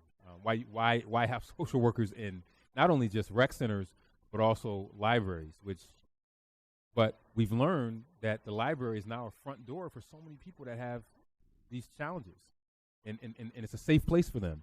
So why not use social workers as a way to be able to do that? So, and it allows cross-functional coordination and alignment as well. So I totally agree with that. Yeah, it's very progressive, especially as finally over the last several years there's been more of an understanding of and focus on what trauma is and how it impacts people. So again, I really commend you and everyone who's doing that work. I have a number of questions. So emergency preparedness is added as one of the KPIs. I'm assuming these are the emergency preparedness things for, you know, general natural disasters as well as terrorist attacks or things like that. But I'm also wondering, and this might belong to the police department, if any of this would be applicable to how we will manage ICE. And with the move into the federal building, I think it's safe to assume that there is going to be a very large public display against ICE moving in there, and how are we going to manage that? Yeah, I'll let Fred speak to the general emergency preparedness, but I will say one of the reasons why this ICE facility that you mentioned that they are attempting to build, and by the way, I don't think the die is cast on that, because I won't get into too much detail, but we are exploring with others all of our options that we have available to us. More to come on that, but I'll say one of the reasons why that location is such a horrible location is because we know that area is going to bring protesters, right? And there's not a lot of space to peacefully demonstrate over there, right? People have to be in the street; they have to be anywhere else. So that's why it's just such a horrible. There's a daycare center there, by the way, and emergency preparedness does involve that. It involves making sure that people can exercise their First Amendment right of freedom of speech, freedom of assembly, and making sure that they can do it in a peaceful manner. So when that happens, we have to make sure that area is safe for any demonstration that we have throughout the city. And we have tons of them. That is a major part, in coordination with the police department, in coordination with our emergency manager and others, to make sure that people have the space and opportunity to exercise their freedom of speech. It makes it harder when they have to do it in a combined space that's on a major street. And we saw this, I've seen this many times out of the mayor's office window, and they have to end up in the street. So never mind, it's just bad policy to build a mini jail in a place where it's a daycare and a federal courthouse where the federal judges have said they don't want it. Moms and dads that are taking their kids to daycare said they don't want it. City of Rochester said they don't want it. County of Monroe said they don't want it. State delegation said they don't want it. Federal delegation says they don't want it. They still think they're going to try to do it anyway. It's bad policy. But getting to your point of emergency management, that adds to that, because you also will have people who think it's a great idea and come, and we've seen this, interfere with the people that are exercising their First Amendment rights. We've seen that happen many times, and it has the propensity to create violence, and that's why we have to be prepared from an emergency standpoint. But I want Fred to also talk about, and it's actually a collaboration between the Office of Financial Empowerment and Emergency Management, our program for city residents to get them prepared for emergencies. And I didn't bring the booklet in, but that's also a collaboration of what we're working on. We got a grant for that, and that's why you also see that KPI in there. So Fred, you want to add anything else on emergency management? Excuse me. To your point, Mayor, emergency management works on planning for special events and other impromptu events on a weekly basis or even a daily basis sometimes. But to the Mayor's point about the program we're doing, excuse me, with the Office of Financial Empowerment, that program is about building financial empowerment for our citizens. So we've developed a Train the Trainer program. We've trained well over 100 financial counselors and others to work with citizens in the community about ways to build financial preparedness for events that might arise, both, those large-scale natural disasters that you mentioned, as well as maybe some day-to-day things. So we've been working very hard on that over the last year and change, and it's really successful, and we're reaching out to quite a few people. And Angela, maybe you can talk about the overlap between emergency management and grant opportunity. Yeah, sure. So as part of that partnership, we've put together a toolkit for residents that we're hoping to distribute to the libraries, the NSCs, et cetera. And that toolkit is really talking about things like how do you save for an emergency on a tight budget? How do you use your credit wisely in an emergency situation? What are the documents you actually need to have access to in case of a fire or a flood or something that causes you to evacuate your home? Things like having your birth certificates, your social security cards, your insurance information. What is renter's insurance, homeowner's insurance, flood insurance? These sorts of things that a lot of folks maybe are not really thinking about on a day-to-day basis. What are the things you need to put in your firebox so that you can run and go? Yeah. Thank you. I wouldn't have thought of the financial aspect, which of course is very big, and an emergency being something you're not expecting, being able to be prepared for it in that fashion is very smart. For the city planner, there's expanding staff for art initiatives, and I just wanted a little bit more background on that. Oh, the city planner, he never gets questions. He's going to love this. Kevin, are you here? Yes. Yeah. You're going to be his favorite person, Councilmember Monroe. Thanks, Councilmember Monroe. So our team in city planning has been working in the arts and culture space for many years now, including the development of a arts and culture plan that's drafted coming out soon. But we are looking at how can we expand our staff capabilities so that we can do more investing in public art specifically. So we have a number of irons in the fire right now to figure out how to do that. There's nothing in the budget, as you know, this year to add additional staff, but we're having a lot of internal conversations with the mayor and others about how to do that. So maybe the potential of adding one or two more people in the future to focus on that kind of work. We've definitely seen a significant increase in the number of applications for our Arts Bloom public art funding. So we know the need is out there. People are excited about this funding. There's other things that we're working on, but that's kind of what we're looking at in the future. So would that include any possible grants for art programs? So we have outside of our 1%. Yeah, there's always the potential for that. That's one of the main reasons why we're looking at additional staff. Is right now our team in city planning doesn't really have the capacity to spend a lot of time going after other grants for the arts. We're really focusing on our core capabilities as city planners, and this arts thing is sort of an add-on. But if we have additional staff dedicated to this specifically, we'll have more capacity to look for grants to supplement the funding that we're already putting towards this. I also have a question about the School to Career Opportunities Task Force, what that is, and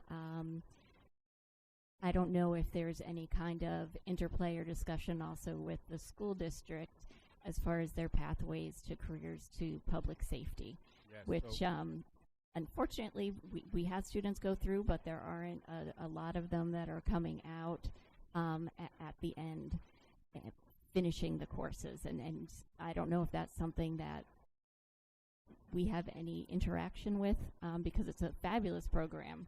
Obviously, we want people in those roles. They're so well-paying and wonderful benefits, as you were talking about earlier. And I think sometimes kids, when they start that program, they just, they're just not thinking about or have a real sense of money and what they can get, even though the program works hard to try and get kids to understand what opportunity they really have there. Yeah, so the School to Career Opportunity Task Force is modeled after the Housing Quality Task Force that I put together, and it is made up of, yes, City School District has representation on it, Rochester Works, employers, just about every city department, you name it, they're on that task force. And the idea of that task force is that we are looking at the current landscape of available jobs that are out there, jobs that might be emerging, or jobs that may not even have arrived yet, and looking at how we can get city residents paired to those jobs, and what are the structural barriers or challenges that might be a result of not barriers or what are the results of transportation, is it whatever, and then they're going to have a recommendations that they will present to me soon, and then we will act on those recommendations similar to what we did for the Housing Quality Task Force. That the task force is led by Dr. Shirley Green, Lily Ruiz from Special Projects, and Paul Conroe, who works for the Rochester City School District and does their career to work task force stuff. And there's probably about, Shirley, how many folks are on that?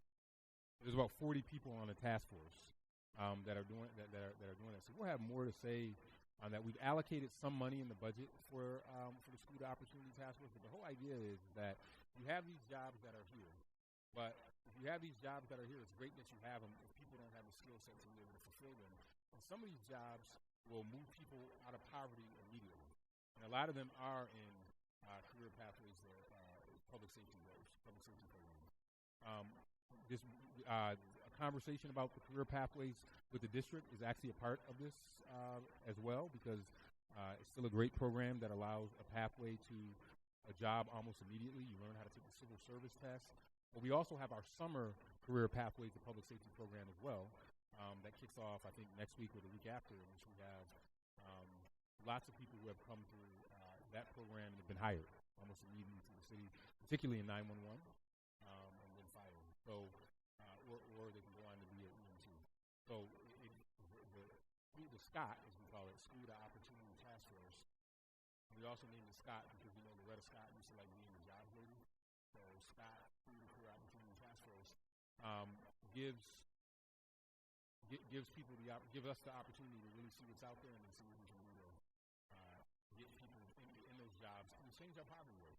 A lot of these jobs don't require a college degree; they require just training. So the question is, how do we get them messed up, and what are the barriers? And once that report is released, we'll release it to council as well. I'll release it to council as well as the community, and then we'll talk about next steps on implementation. That's excellent, and so glad to hear, too, that there will also be that focus on really helping increase the number of students who could go through the careers to public safety. Also, I'm assuming that MCC has some representation on this task force as well. Yes, MCC, and in fact, as part of your question, let's send list of the committee for staff. I think that'd be helpful for the city. Great. And one last question, if I may, Chair. The Healthy Grocer Program. Are we continuing that, and what kind of success have we had? Is Lily in here? I can speak to it. Lily, you want to talk about Healthy Grocer? All these corner stores that get tired of me coming in, looking at their stuff, and make sure they're eligible for our program. Yes, sir. Yeah, so we currently. Can you hear me? All right, so our Healthy Rock Grocer program is now going into its second year. We have 43 grocers throughout the city, spread out through each quadrant. One of our executive staff assistants went out and offered some customer service and see how they were doing. We worked with our IT department to develop an internal dashboard for us so we could keep track of all of the grocers and then also their materials. So right now what we need is more awareness, more, to people know more about them, and that's what we need to work on. They get something in return for being a healthy grocer, is that correct? They get grant materials. funding? They get materials to identify them as a Healthy Rock grocer. But most importantly is that the neighborhoods know where they are.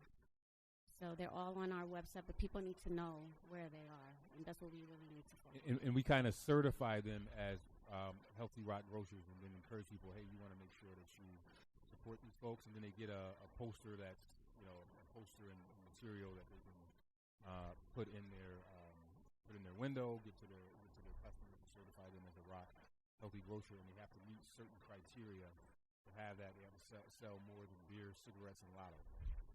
If they do those things, they can be certified. Fresh fruit, those types of things, can be certified as a Healthy Rock grocer.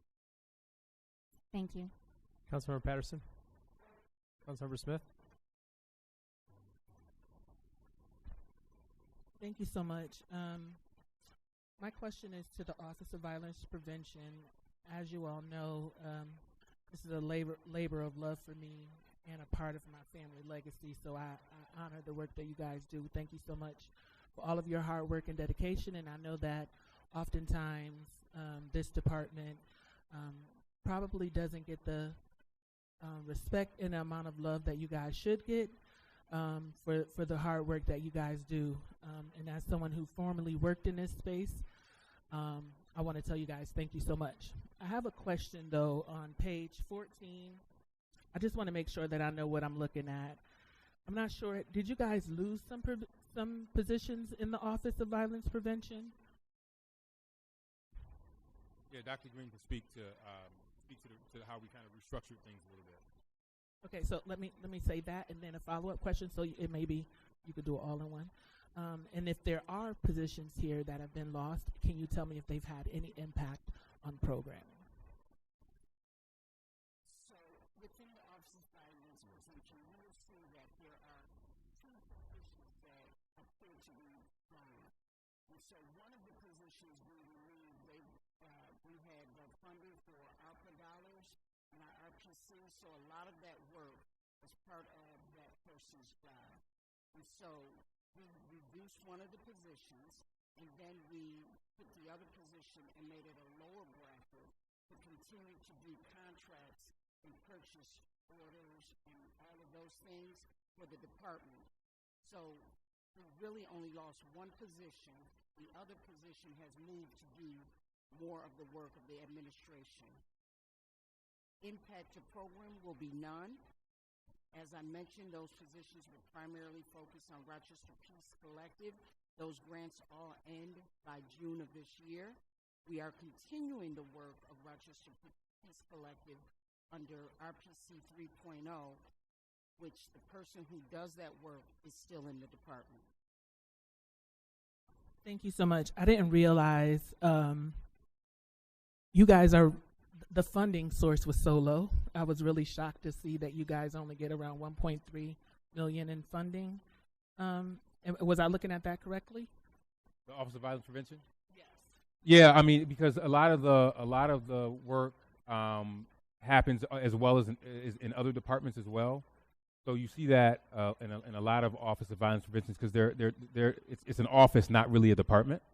Yeah, so that's why you see that, and it's still newer. I started Office of Violence Prevention in January 2022, so a lot of the work that the office coordinates happens in a lot of other departments as well. So if you look at, for example, the program partnership that we have with CEO for individuals coming home from incarceration, that work actually happens in the Department of Environmental Services. Work around with PIC and the action team and all that stuff. That's important to the Office of Violence Prevention, but that work happens in the Department of Recreation and Human Services. So a lot of the work is also advising the mayor on strategies, and that's what Zeke's job is. He plays a dual role of director of the Office of Violence Prevention, but he's also my advisor on violence prevention. So a lot of the work of the office itself is coordinating the work across departments on what every department has to do as it relates to violence prevention. So every department is charged with being asked the question, what are you doing to prevent violence? So even a department like the Department of Environmental Services, where people think that, hey, all they do is plow snow and pick up trash, they actually play a major role in violence prevention because we have the BEST program 2.0, which is a program that employs people in the environmental services program. Many of those folks are formerly incarcerated or may have been involved with gun violence, as well as our CEO program. So that office is critical in terms of the coordination of a lot of the work, and you have to rely on the kindness of other departments. Hence why, to the conversation that we were having earlier, it's so important for it to be in the mayor's office because the mayor has to say, "You, department, what are you doing to be able to help us move our numbers as it relates to violence prevention?" And one last question. I know that I was watching a budget meeting from a few years ago. So whack. Anyway, you must have been bored, right? So one of the questions that came out was around the fidelity of advanced peace. Can we talk about that? Were we able to come up with? I know that there had to be some adjustments at one point in time. Are we still operating within that role of fidelity that you want to talk about advanced peace, Zeke and Dr. Green? Thank you. So yes, we continue to work with advanced peace. We continue in our contract. We have 3 neighborhood change agents, which serve currently about 18 fellows. We had a graduation some months ago where we graduated about 16 fellows, which was 64% of those who started the program. And so we continue to do that. We're in cohort 4 at this point. I'm just going to ask, if you guys can invite me, I love that kind of stuff. I would love to come out and support in any way that I can. That would be helpful. Yeah, we just had a great advanced peace graduation. Was that 2 months ago? 2 months ago. We will definitely make sure we invite you. It was always a very moving ceremony and great stories from individuals being able to turn their lives around and be inspirations for other people. It'd be great if you invited all of council. Thanks. 2 questions from me. OFE, I don't see any KPIs on the children's savings account. Obviously, this has been something, Mayor, I know you've been working on very hard. Angela's been working on very hard. I just want to understand status update and if there are going to be KPIs about it. I think there probably will be KPIs next year, not this year, because we're just kicking it off. So I didn't want to move too fast in terms of KPIs. Status update is that we are launching next month. Stay tuned. As in June. June next month. Next month we got our big launch, and then we will start enrolling and continuing working on raising money to continue to make sure we sustain the program. But I think it's important for us to point out that for a small amount of money, so anybody that's listening that wants to support this program, you can make a big difference in a child's life. It may not seem immediate, and I think that sometimes that's why it's so hard for people to grasp how important this is, because we're starting with kindergarten and going all the way up to 12th grade. But this has the opportunity to set a strong foundation for every single kindergartner that lives in the city of Rochester. So we're very, very excited about this program. We're going to launch it. I think it's either the first, I don't want to give the date, first or second week of June? Second week of June. For kids who are in kindergarten currently. For kids who are going to be entering. Yeah, who will be entering kindergarten this year and next year. We will be launching it. So if you know of any kindergartners, they will be able to take advantage of our first ever children's savings account that we call the Rochester Our Future Fund.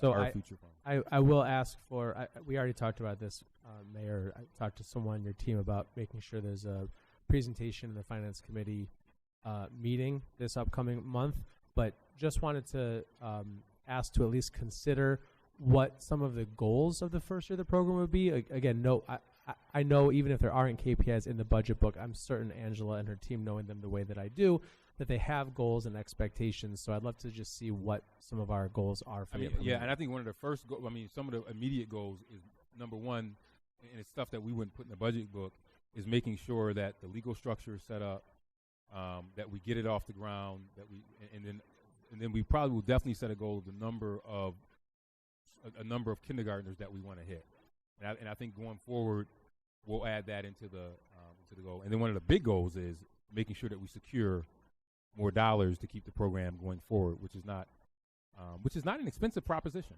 I mean, we could do this for pennies, and we've raised some good money, but we have to get clarity on how we can fund it. Okay, looking forward to hearing more at the committee meeting. My last question is for the PMO. In terms of KPIs, the PMO has a great number of this last year saving the city of Rochester over $2 million in contract negotiations, vendor management, and expense monitoring. For the upcoming year, the goal is only $500,000. Just curious what the reason for that delta is. Thank you, Councilmember, for the question. We're big on this KPI, and we believe that every dollar saved is a dollar that is multiplied. However, it is function in the number of contracts that we're negotiating. So when we negotiate a contract, whether an existing one or a new one, we negotiate it long-term to maximize financial resources and return on investment, which means the impact will be bigger for the current fiscal year than following fiscal years. But with more contracts, there will be more savings, and that's the number we can guarantee that we will achieve for this coming fiscal year. Great, thank you. Okay, last question on this section is from Councilmember Martin, and then we'll turn to OMB. I have two questions for the Office of City Planning. The first one is, I understand that your office prioritizes DEI initiatives and centers DEI in every project. Can you talk about, one, how you do that, and two, the breakdown of your current workforce, including race, gender, number of years spent working in the Office of City Planning? I'll say the second part of your question, we'll get that in writing. And then the first part, I think, Kevin, sure. Loves getting questions because nobody ever really asks him concerning, but how do you center DEI in the work that you're doing? I think talking about House 360 and that will be important to talk about. Sure, yeah, thanks for that question. Yeah, it's, our office is primarily focused on developing plans and studies. We're a project-oriented group as opposed to a program or process-oriented group. So in every plan study that we develop, you're usually identifying visions, goals, objectives, and that sort of thing. And DEI and related values shows up in those goals. So that's a tangible example. So for example, now we're developing the arts and culture plan for the city and the county. Previously did the Rochester 2034 comprehensive plan. We do neighborhood plans, worked in a support role on Interloop project. And so those types of values show up in those plans and studies in the form of different goals and specific actions that could be taken. And then the other tangible example I'll give you, the one program that we run, again, we're a project-oriented group, but the one program we run is Percent for the Arts and the funding that we do for that. And that has two specific goals for when we evaluate proposals, public art proposals, and that is to increase economic opportunities for local artists and arts organizations and to reach historically underserved residents. So whenever we have a review panel that's evaluating public art proposals, those are the two primary goals that we have in mind when we're selecting those. That's helpful, thank you. And in writing, could you send information about who's on these panels and I guess also the demographic breakdown or any other additions around, diversity, difference in lenses and experiences that show up? Yeah, I think it could be good to detail the AC3 route and Yep. stuff, any other demographic info. Yes, happy to do that. Thank you. Okay, moving over to OMB, page 16 to 19. President Melendez, you had a question? Yes, thank you. Just OMB. Let's just do it section by section. Yeah. All right, so first I just want to say OMB is a small and mighty team. 8 staff, looks like 7 in the... Even smaller. Even smaller.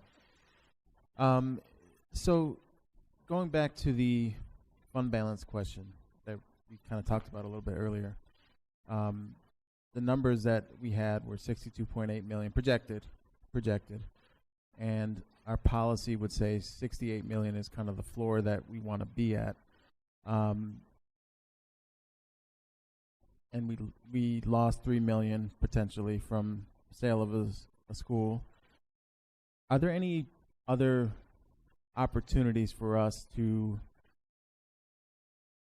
besides cutting in other places, because I'm thinking about getting to the floor, are there any other opportunities for us to find other revenue sources and or make additional requests at this time besides cutting capital projects or cutting other types of projects to get to the floor?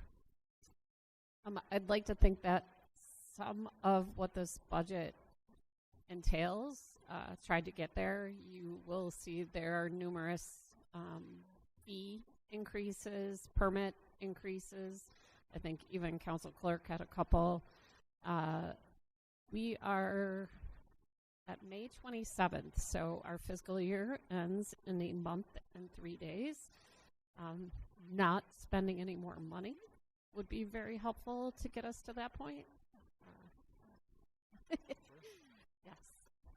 I mean, essentially, if there's something you haven't purchased at this time, do you really need it? And essentially getting back to that position of we're going to be right back in this situation next year. And the mayor and I haven't really talked about this too much, but beginning to hold vacancies again as we enter the next year based on if we get estimates as to what's happening with Tier 6 costs and everything else happening. I mean, fuel costs came out of nowhere and have been killing us at the end of this year. So, yeah, and I think it's a great question, Mr. President. I think the other thing that we'll have to look at is asking the state what other relief measures they can provide in other pots of money to help alleviate the strain that we will see next year. Because next year is going to be even tougher than this year. And you can see that just by looking in the budget book. And remember, that does not factor in changes to Tier 6 that were just made. Yeah, I mean, and I guess, obviously we're not state government, but my concern is also what happens at the state next year when they don't have as much revenue. And, I mean, the economy just is what it is right now. And I'm concerned that the structural problems, the structural imbalance issues that we have, if we don't get aim corrected, if we don't get additional state aid in other forms or fashion, we're on a collision course with an iceberg. I mean, we can see it, right? And I think that's my overarching concern. So as an... And I got one more thing that'll make you nervous. The current fiscal year 27 president's budget zeroes out CDBG, which is major in this budget. Now, I don't think that would happen, but you have to be prepared for it. We're prepared for it if it happens. It won't be pretty for any of us, but that's also another thing. We talk about the iceberg. That's underneath that. That's huge. Yeah. And that has not only implications for workforce, but implications for all the services that we provide, housing for people with AIDS, roof repair programs, et cetera, et cetera.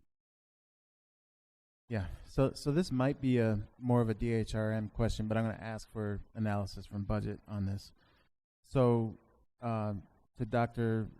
Leslie Smith's question around the number of positions that we've added over a series of years, obviously we've grown significant programs and have netted some great results in terms of the investments we've made, but it's added over 200 full-time positions overall in the last 4 years. So I'd like to get an understanding of what that looks like in terms of dollars and cents, you know, in terms of salary, benefits,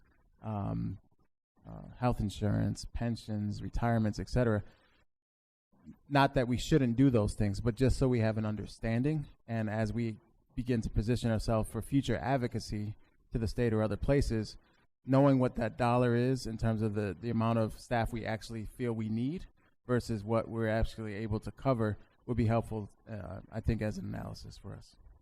I will say, so I think the number that you were looking at was from 21, 22 to 25, 26. With the adjustments that we've made in this budget, we are up 166 positions. 45 of those positions are grant funded or reimbursed. So that leaves us with about 121 overall, that we can certainly get that information for you. Appreciate that. So just one point of clarity there. So the 40, you said 40? 45. 45 positions.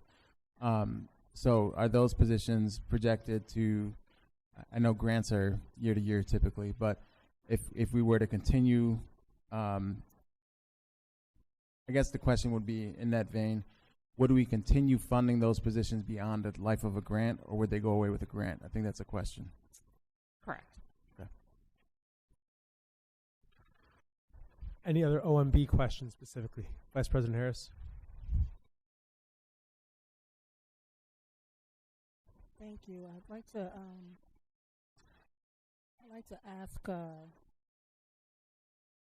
it's more like a data question, a follow-up to a data question, but related to OMB. Will the data that you obtain from the chief officer, the data officer, and what he will do with data collection, will that be available on the public dashboard at all? Is there an appetite to do that on the public dashboard? To start with, I would anticipate that data being available first within the OpenGov budget book. We have not yet explored the potential for doing any kind of like maybe quarterly update. I don't know if Sarah Boyce wants to add anything. So we used to do more reporting on quarterly KPIs citywide, and that's sort of fallen away over the years. But with OpenGov, there is a tool, a performance tool, that we're hoping to engage in this summer to see how we can use that to maybe automate and make a little easier the process of collecting the data and then reporting the data. So Yeah, we hope to have. It may not be all the data, but just certain Correct. key points that interest council and as well as our constituents. Yes, that's correct. Thank you. And then I think about the fund balance and what the mayor has said about, you know, the federal supports that we have. Are you guys having any discussions to think about ways that, you know, we may have to unload some of the things that we've taken on that doesn't have unfunded, I mean, that doesn't have the funding? And then how do we manage through the impending unfunded mandates? Is there a plan for that? I think, and OMB can talk to this. We have doomsday scenarios that we would present to council for every single actuality. One of my favorite movies is Pulp Fiction, and when there's a scene where Samuel L. Jackson calls Ving Rhames, he's trying to get the car and everything cleaned up, and Bing Rames starts asking all these what ifs. He says, I don't have time. And he says, listen, I'm just trying to contemplate the what ifs. We spend a lot of time contemplating the what ifs. So we hope we never have to get to the what ifs. But if we get to them, we'll have to do it because we can't print money. Federal government can print money. State government can raise income tax. They can raise property tax. Income tax, corporate tax. We can't do that. We are literally restricted. We have to, by law, present. Even this budget that I presented to you by city charter, I could not have given you a budget and just said, "Hey, I don't know what's going to happen. This is you guys figure it out." I have to present a balanced budget to you, and then you, by law, have to pass a balanced budget. So our goal is to try to find as many efficiencies as we can. If we ever got into a point where we had to have a balanced budget, God forbid we lost federal funding or the state had a major issue, we would have to make some provisions. It's also why it's critical for all of us to remember that we're all fiscal stewards and we really need to keep our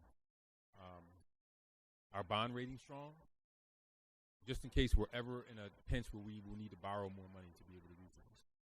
And that means, restructuring things. I'm not saying we would ever have to do that, but it's a fact of life. It's something that we have to really, really pay attention to. So we're ready for those things if they do, but they would not be in the best interest of residents, but it would be something that we would have to do. Thank you, Mayor, for the answer. And this is my final question for this section. It leads me to talk, to want to know more about what's the plan for the hotel tax, the hotel motel tax. I think about, the Wyndham hotel that's on State Street. What's the plans? Are we planning to kind of help support getting them back online, or other hotel, the one across the street from the Hyatt? Can you talk more about that? Well, there is a plan that was submitted to Comida, right, in the state related to the hotel that is across the street from the convention center in the Hyatt. Their plan is to begin construction, we were told, by the end of this year. We're going to hold them to that. We hope that happens because that is critical for the hotel motel tax. The Wyndham Hotel is up and running. They do have capacity there.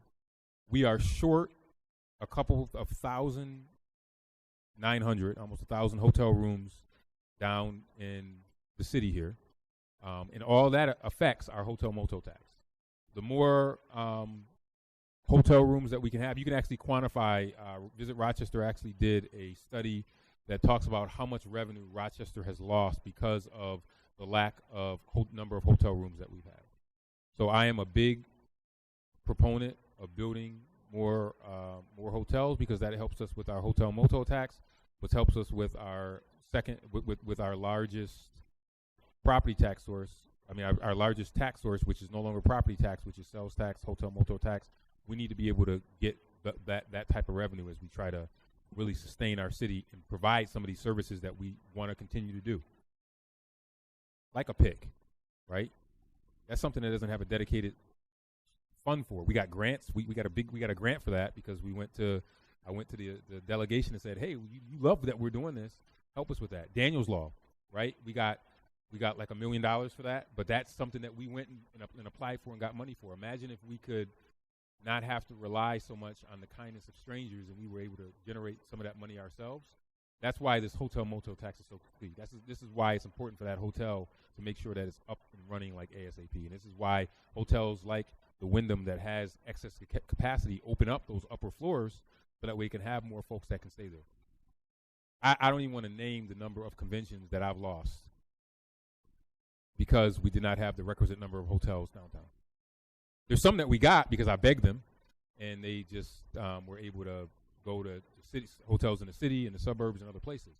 But it's a major issue in our city, and it's a revenue source that's low-hanging fruit that we're missing out on. Thank you for speaking to that. And Can I add one more thing? We are in a weird dynamic with hotel motel tax because the county collects all the hotel motel tax, and then they make a decision, and which is approved by the county legislature, as to what amount of hotel motel tax the city receives towards the convention center and towards the Blue Cross Arena. So we are kind of at their mercy. That puts it in perspective. Thank you for that. I'd like to just add just one more. So the Airbnbs does not add to that hotel motel tax? Is that correct? I think there was part of the legislation that they passed, that the county ledge passed a while ago, included the Airbnbs collecting some sort of tax, but that, like I mentioned, goes directly to the county, and then the county determines how to distribute that to, like, the zoo and to us and other different agencies throughout the county. Okay, thank you. Suzanne, can you just follow up in writing if there's been any change to the percentage of the hotel motel tax that we get from the county, or if it's been the same consistently? Now, when things were going good there for a little while, we would get a little bit extra towards the convention center. Sometimes 25,000, sometimes 50,000. I think at this point we receive maybe 1.9 million in total. The amount for the Blue Cross Arena has not changed in years. Thanks. Councilmember Leslie Smith, followed by Councilmember Martin, and then we'll move on to the next section. So people can circle back if they want to. So I'm glad that we're talking about this, because I think, well, for one, I heard you loud and clear, Suzanne, when you said that there is revenue and there are expenses. And if we cannot increase our revenue, then we have to decrease our expenses. So thinking about the income that we generate here at the city, we have property tax, we have sales tax, and we have state aid, and we have fees. I have a couple of questions, one of which I'm curious if there are any plans in terms of increasing fees. And this is, I'm sort of balancing both sides, because I understand that we have to both decrease expenses and raise revenue. And at the same time, I'm a little bit concerned about the possibility of regressive taxes that disproportionately hurt the poor. And so when we're thinking about things like Vision Zero and the possibility of red light cameras or other fines and fees that can be generated to help us actually maintain the very important programs that we've been talking about here, are there any plans that are in this budget that you can point to that create those additional fines and fees? I think one of the things that you'll see in this budget is that we have not looked at some fees for like 15 years. So we have brought some of the fees in this budget in line with what other cities have done. One example is,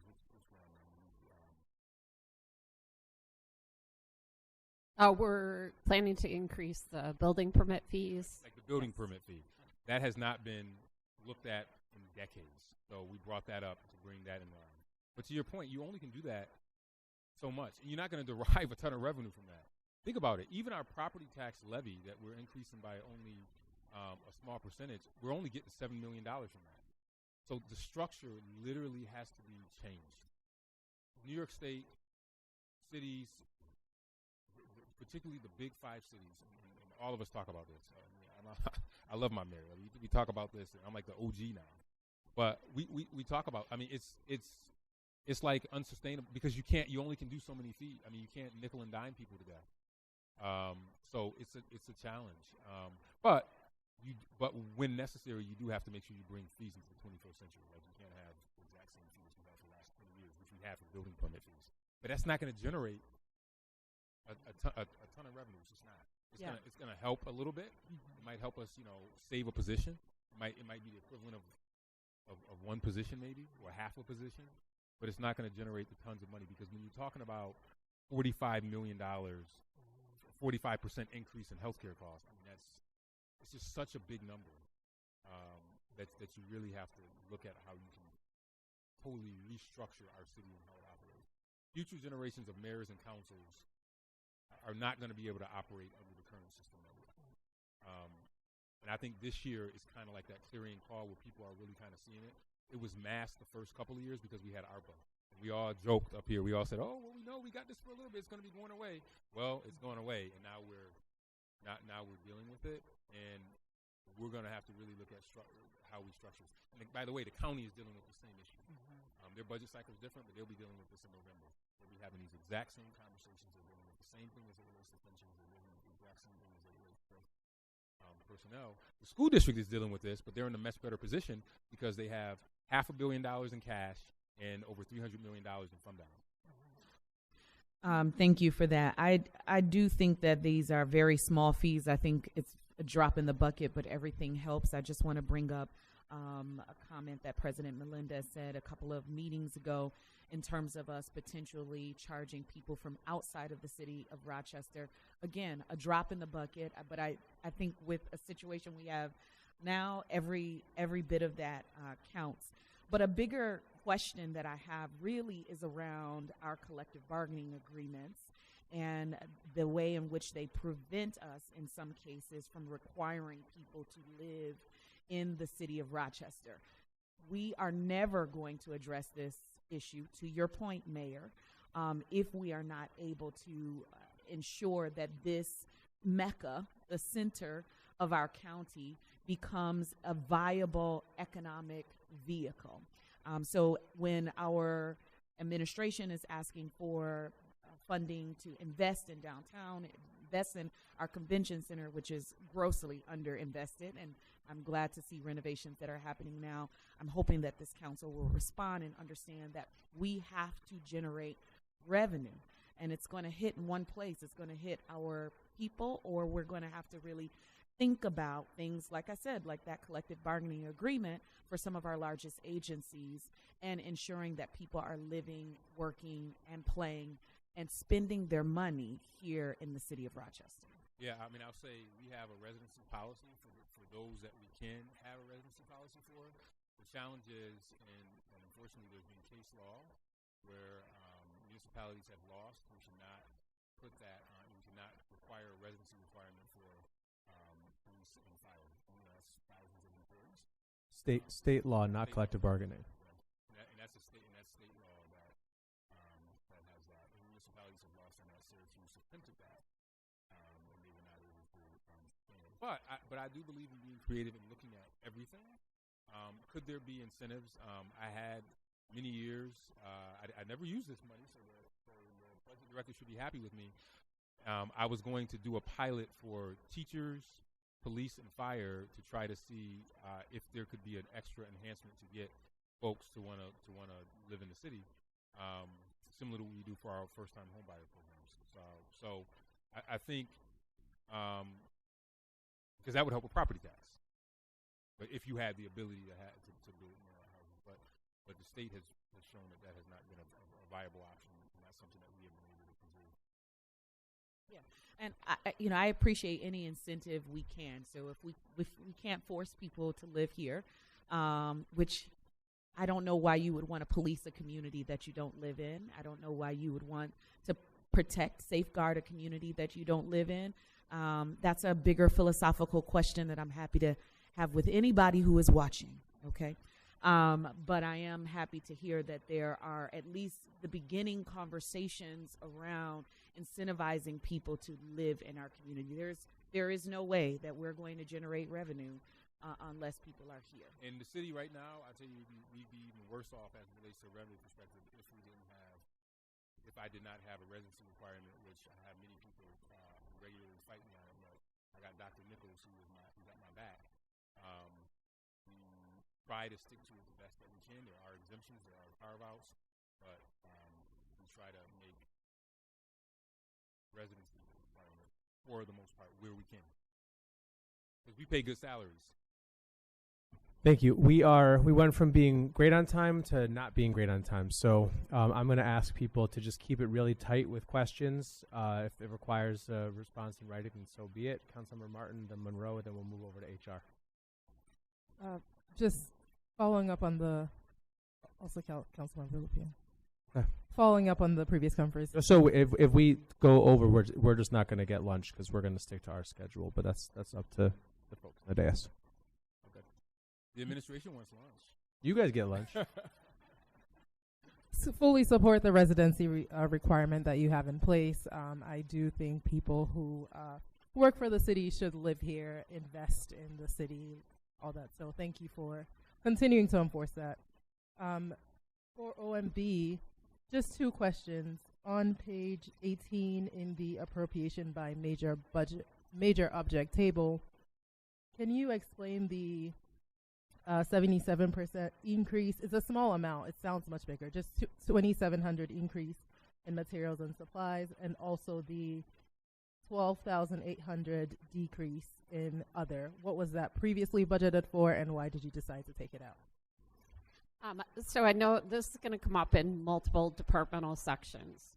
So when we recognized that we had a revenue problem this year, we asked all departments that had general fund departments, we asked them to set aside 10% of their materials and supplies into a budget line that they could not access. So we took early action to limit our spending. Anything that shows up in that other line is going to represent that amount. So you'll see there's a budgeted number there, but nothing expected to be spent from that. The increase in the materials and supplies in our line was a product of a position that we eliminated. We actually eliminated more than what we were supposed to based on the budget reduction percentage that we gave all departments. And in return, we transferred what was left into that materials and supplies line. Thank you so much. Councilor Monroe? Would you talk about the budget education campaign and if that's internally facing or external? It's a little bit of both. A lot of people have a misnomer that if they have money left in their budget at the end of the year that they should just spend it. But what they have to realize is that on the other side of that expenditure number, and it's the reason why the summary chapter comes first in the budget book, is there is no rest of the budget without revenue. And so when we face revenue shortfalls, people have to realize you don't have the ability to spend money. I think that's a conversation internally and an education process that we need to have with everyone here that has some sort of input on the budget. But from an outside perspective, and a lot of times we try to address it during our community input activities, is making people understand that our finances are limited, and so we have choices to make, and basically educating them. It's, this is a big book with a lot of numbers and a lot of data, and it can be very confusing to people. When I sat down with Councilmember Smith last week, I realized, this is very confusing for somebody who doesn't work in it every day. And I think the other thing, too, to your point is, I always have to remind people that, I always tell people, I say, think about your household budget. You don't have unlimited resources. And I say the city doesn't have unlimited resources anyway. And I literally still get people to say, you guys got all that money. It's like, in the grand scheme of things, yeah, it may seem like a lot of money, but it all is spoken for on behalf of you, the taxpayer. But internally, we always are trying to find ways to tighten up resources. Because, at the end of the year, people will look at their budget and say, oh, I have this left. Well, it's like, no, if it's left, it doesn't mean you have to spend it. But this year, we're saying you won't spend it because of what's coming next year. Councilor Lupien? Yeah, going back to the residency conversation, is it accurate that while we can't require police and fire to live in the city after they're hired or after their probationary period, is it true that we are able to require that as a stipulation of being hired? I'll let Dr. Nichols answer this. At the time of application, I believe they have to be. For the fire department, yes. Fire department, yes. But not the police. Not the police. Okay. The fire department, you have to, at the time of your application, you have to be in a city resident. And we could require that of police, but we don't. Is that correct? I'm not sure. I'd have to get back to get you. Yeah, would you? If Thank we you. could. I don't know. Thanks. Okay, we'll move on to HR. Vice President Harris, followed by President Melendez. Thank you, Chair Gruber. I was looking at I'm looking at page.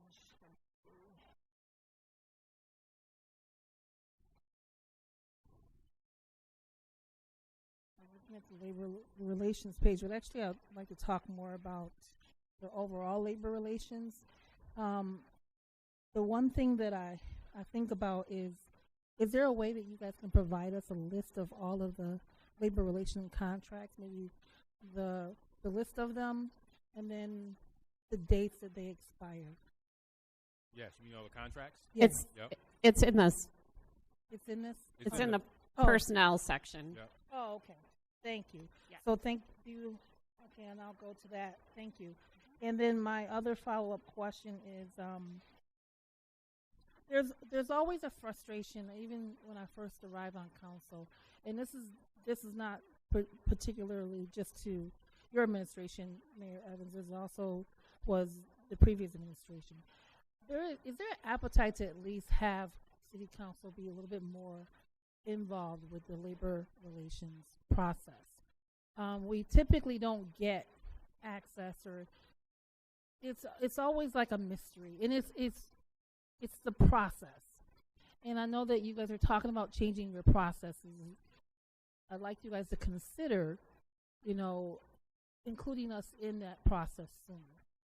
And then it's not that we want to have what I would call micromanaging, but just have us included sooner in a process where we can have some more transparency.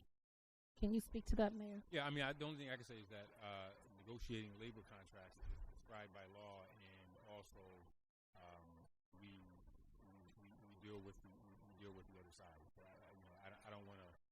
From a collective bargaining perspective, it would be very. I would say dangerous of me to say that we would do something without me consulting with the bargaining unit. Yeah. Because you do that, and that injects a whole other element into the discussion, and it actually can derail what it is we're trying to do. I will say that one of the things I can try to do is give updates on where we are in the process without going into detail, but these are very delicate negotiations. But most of it's prescribed to by law in the collective bargaining agreement. Well, I guess I would say not necessarily like giving us updates, but like allowing us to provide what we'd like to see. Having input early on in the process, and then as you move forward in the process, maybe we don't get updates, but maybe you get feedback from us, as to what we like to, Yeah, I think we welcome anybody's input on what it is. I mean, we hear that from not only council, but just people in the community who say we should do. I mean, that's not precluded, and we always will take all feedback and information as it relates. Well, thank you for answering those questions. President Melendez. Yeah, thank you. Just to reiterate Vice President's point, I think before the process begins, maybe just some notification to council that, hey, we're beginning our process. Because then we might be able to say, okay, we're interested in X, Y, and Z. Whether we get X, Y, and Z is totally irrelevant to that. I think just to put us on notice that there are ongoing negotiations. Yep. Here's what I recommend. I recommend that if you look in the budget book, you will see when every single contract expires. Before every single contract expires, we start negotiating probably at least 3 months before the contract expires, sometimes 4. So that allows us to do that. And remember, this can be an ongoing thing. You don't have to wait Sure. for the contract, because there's stuff that you see in current contracts now that you're like, hey, I don't like where this is. Raise it now. Sure. And it could be a conversation that we tee up for the next thing. So I would ask the council staff to calendarize for council the contracts, expirations, and I know they're in the book, but just to give us a sense of timeline so that we could follow up. So my question actually, though, is around residency again. I'm going to go back to residency requirements. In a confidential manner, I would like to have a sense of residency for all of our council staff, and then every person that's in a leadership position. So I'm going to name it. So chiefs, directors and deputy directors, commissioners and deputy commissioners. So I'm interested in residency, and if you own a second property, the address of both of those. Thank you. Councilmember Martin, then Monroe. So I'm going to ask a few questions regarding HR processes around collective bargaining and certain discrepancies around what's being said and the experience of some employees within the city. So my first question, let me ask a clarification question. Earlier when IT was here, we talked about the fact that HR usually tries to place employees into other departments when there are issues with efficiencies. Instead of terminating them, the goal seems to be to find them a safe place to land. Can you clarify if that's the HR policy around efficiencies or changes to organizational structures? It is, and I'll let Rose talk about the process. The key thing is there has to be a place for them to land. Sometimes there's not, but to the best of your ability, always try to do that. If somebody's not being terminated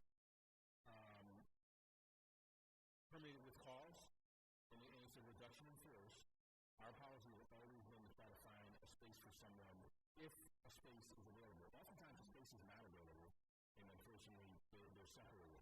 So if someone is not being walked out the door because they're being terminated for cause, we will do everything that we can. And many times the collective bargaining has that. Dr. Nichols, I don't know if there's anything else you want to add. Good afternoon. The mayor answered that perfectly. Tom Miller and I work very diligently.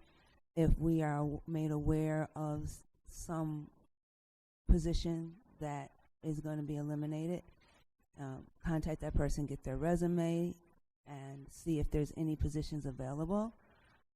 But if we don't have a position available that matches their skill set, there's nothing to really offer them. So, for example, and Tom can speak to it more if he would like, with the layoffs that we were preparing for, we were able to have several of those individuals placed into other vacant positions that were available.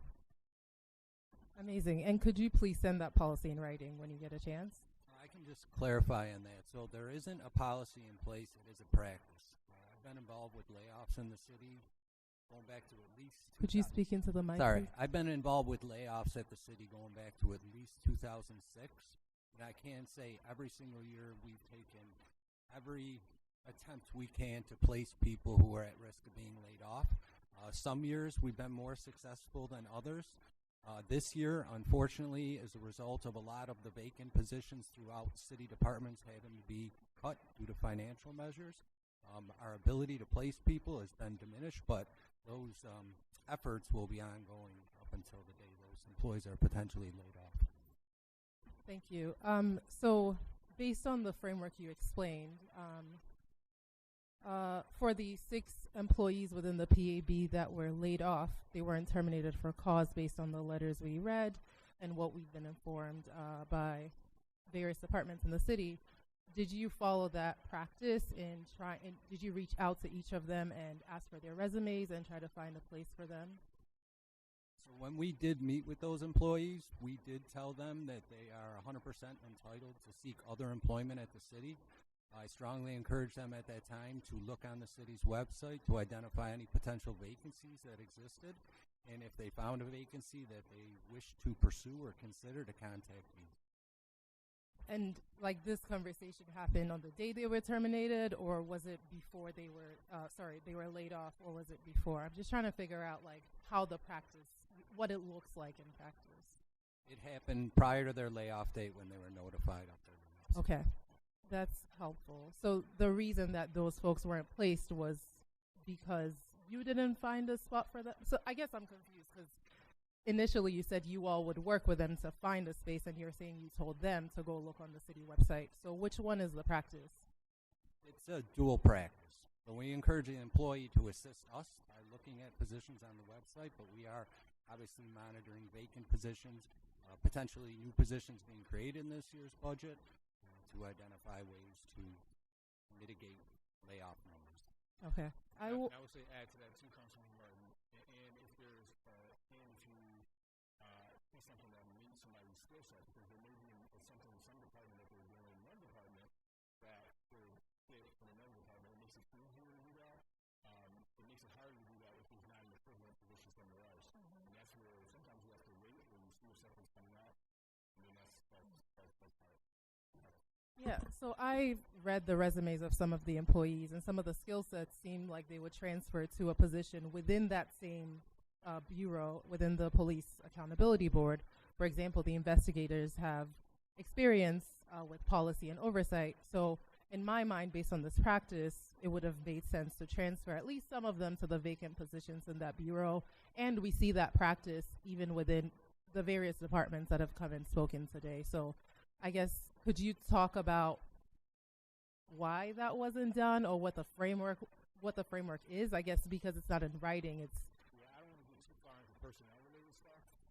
Some of that, because we would have to check and also have conversations with the bureau head that runs that particular department. And she will be here for questioning in a couple days. So we can raise that.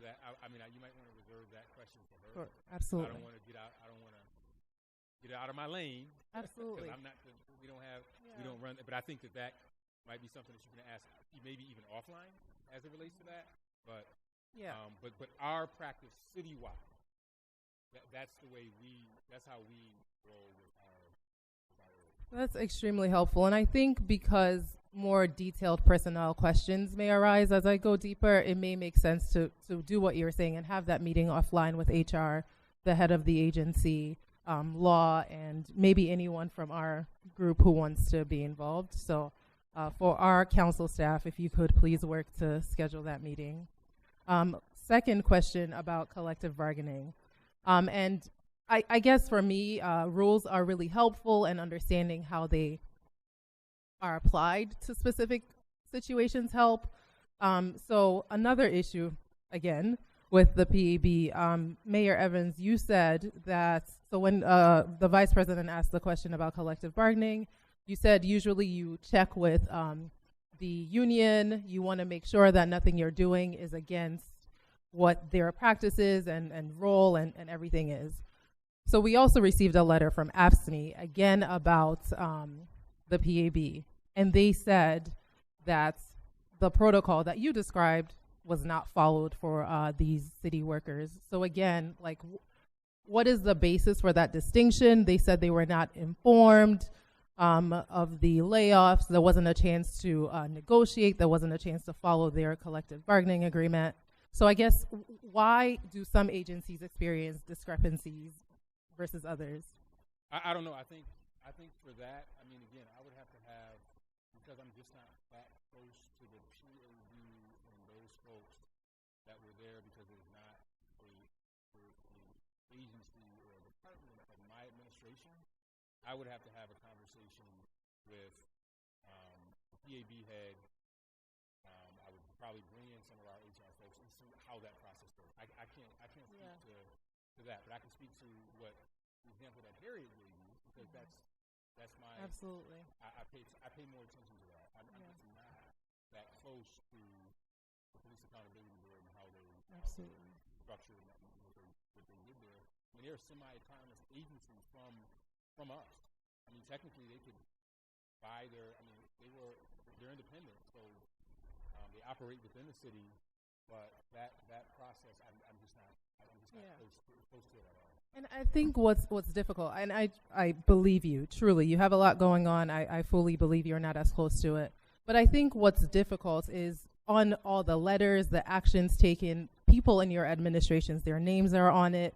They are named as the people involved in the decision making. So again, I think you're right in saying we need to have a larger discussion. I would love for you to be there, but I would love to figure this out offline. And last discrepancy. So I went back and reviewed various letters from Director Nichols and HR, and I mentioned your name, Director Nichols, because you signed the letters of people being terminated from the PAB and people being laid off. And I noticed that in letters from last year and even some letters from earlier this year, when they were terminated, it didn't say that it came from the city council and clerk's office. But for the layoffs, it was saying that it came from the city council and clerk's office. City council and clerk, in our conversations, the vast majority of us didn't even know this was happening, and we had nothing to do with it. So to the person receiving this letter, it looks like we are the ones who made the decision to terminate them. So can you talk about why in previous letters it said you are terminated, blah, blah, blah, and it CCs Leslie, but for this specific layoff, it says we've been informed by city council and clerk's office. I think that this is why I think there needs to be a conversation about how PAB is structured. For us, it's similar to like an IT where HR is the client of the police accountability board. They don't hire the folks like we do for somebody that might be coming to DRHM or other places. So I think that there's that gray area where clarity is going to have to be figured out. I mean, you know, Rose Nichols doesn't decide who gets hired or fired from the PAB, but they don't have a separate HR function. So just by default, we have to do that as a city. I mean, technically they are city employees, but they're an autonomous agency that makes their decisions by reporting through city council and going through city council. So I think I would recommend some clarity around that, because do you have and now's the time to have that conversation. Do you have an organization that has a separate 501c3 that handles their HR functions, all the other things? I think that those are conversations that you'll have to figure out, because it puts us in a very unique and awkward position when we're sending letters or doing things, but we're doing it at the behest of others, but we're doing it because they are technically employees of the city of Rochester. So I think that that's where a lot of this confusion is coming from, and I think that's what needs to be figured out, and it needs to be figured out quickly, as far as I'm concerned, because those questions could be answered a lot easier, I think, if we had a better understanding of how going forward that structure is going. Yeah, absolutely. That's helpful. And I think what's unique in all of this is, you know, you all have rules and practices, and if you talk to various people in other departments, the actions your administration takes is deeply in line with what you say. But looking at this agency, there's just so much that happens that is so outside of, you know, the goals that you all are really focused on, and how you move and how you care for city workers. So I'm really trying to figure out who makes the decisions. I understand that just because Director Nichols' signature is on the layoff letters, it doesn't mean she made the call. Fully understand that, but I think for me it's really important to understand why they were treated differently and what could be done to treat all city workers equitably. And here's the challenge, I think, from my perspective, and trust me, the PAB was set up so that way there would be a firewall from the administration, from the mayor, because he supervised the police chief, right? So there's that separate thing. I think what's unique is that in this building or in the city, there's only two organizations that I don't have direct oversight: City Council and Clerk, and PAB, right? So City Council and Clerk has been around forever, so we know how that process works. PAB is still newer, still whatever.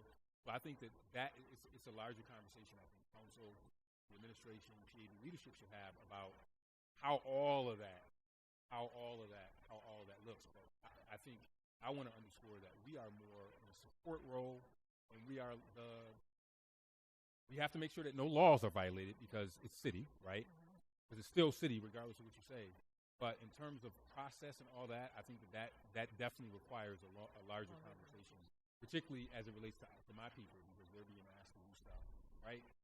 That they're doing because it's what we do. We're doing it as a function of community stuff. Absolutely, absolutely. So we will have that follow-up meeting, hopefully before we have a chance to vote on the budget. Thank you. HR, and then it is 12:30. I want folks to know, but I want to open it up to some burning questions for comms and law as well, and then we'll take a break and come back for finance. So, Councilmember Monroe, you had an HR question? Yes, for HR, would you provide a list of positions that were waived for this fiscal year, 25-26, and then another a current total of the number of employees that have residency waivers, and to have that divided by department? Yes, we can provide that for you. Thank you. My other question is, when we're hiring people, and then I don't know what other kinds of forms folks need to fill out, but do we have a space? Are we addressing the fact that not everybody identifies as male or female? So right now we track male, female, and a third overall category. That's what we're required to do for EOC. We are putting together a gender policy and processes and protocols to broaden.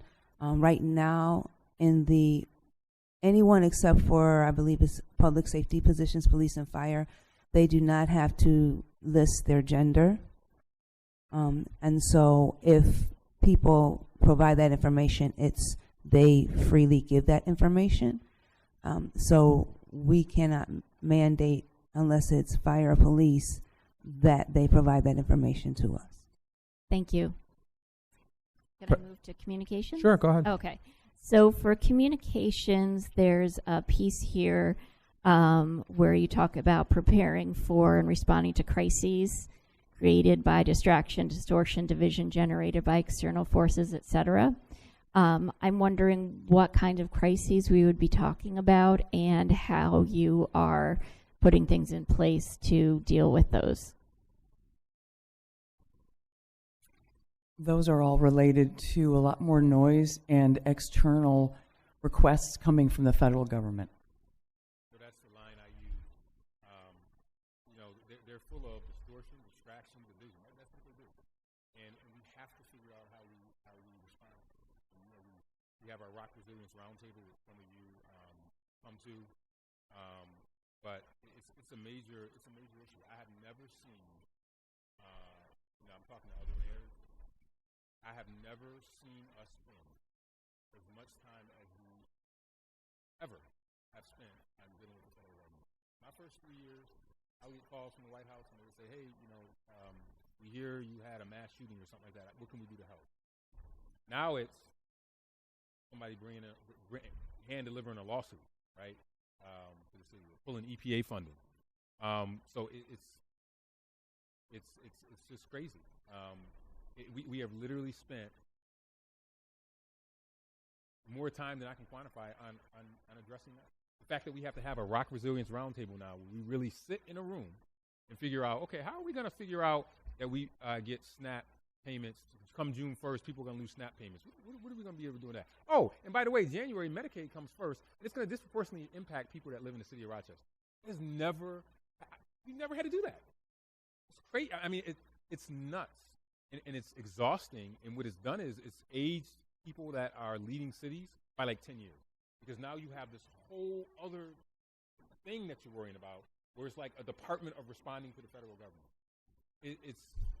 It's nuts. Or people thinking every drug bust is an ICE raid. I mean, it has changed the psyche of our people. I mean, we spend so much time now educating the public. Okay, if you see a police car, and you see them going, it's them. It's a drug. It may be a drug raid or something that's going on. I mean, we spend so much time now on stuff that we never had to do before. Somebody will call and say, "Hey, a family just got taken away by ICE. Can the kids are at this school? Can you find a way? I mean, it's not. And now that's so it's. I'm glad you bring that up, because it's like that was never a KPI or a conversation that we have to deal with. But it's where we are, and it's not normal. It's ridiculous, but we're dealing with it. I mean, there was a question about the federal building. How much legal time we now spend trying to figure out how we navigate it. Attorney time on our sanctuary city policy, which we know is sound. It was dismissed. They refiled it. I mean, it's nuts. Why would anybody want to do this job when you have to deal with the issues that your constituents are dealing with, and now you have an organization that has the largest standing army in the country, a budget where they can print money, and now they're coming to mess with a city that has 200,000 people, and not just that, but otherwise. It's nuts. So that's what that is. It's a shame we have to do it. Absolutely, it's a waste of our personnel's time and obviously taxpayers' dollars. And I'm just wondering then, and this could just be in a list, so the number of city-produced events is decreasing from 300 to 250. I could imagine that being associated with the fact that you have to spend time elsewhere. Could you just provide a list of the 50 events that aren't happening? That's actually a typo in the document. So we're going to... Okay. We'll fix that in the amended budget that's published later. Okay, so it's pretty much the same? It is flat year over year. Okay. Yes. Thank you. President Melendez? Yes, thank you. This might be a joint question, DRHM and communications, but at one point we had at least a role that was designated for language access. It lived in HR. I know that we've since made some changes, but in terms of that role, how is that fulfilled within the context of the city government right now? So it is still in DHRM. Our Deputy Director, Madison Comelin, is the Language Access Coordinator. We are also working on our Civil Rights 6 process and procedures and policies. We will be rolling that out later this summer. We are working with every department on that, and we'll have more information, and I can provide more details in writing, but we are still responsible for that, and communications is working with us as well, so we're collaborating on that. But the lead is in HR. Got it. And I know we updated the language access plan roughly 2023. I think there's some desire to continue to, there's some areas in which I think the city could improve, and I wonder if there's an opportunity to maybe set up a follow-up following the budget process to kind of talk through some of the ongoing issues that I've heard from constituents related to that. Absolutely. I would like to have the opportunity to let you know first and foremost what our plans are. Sure.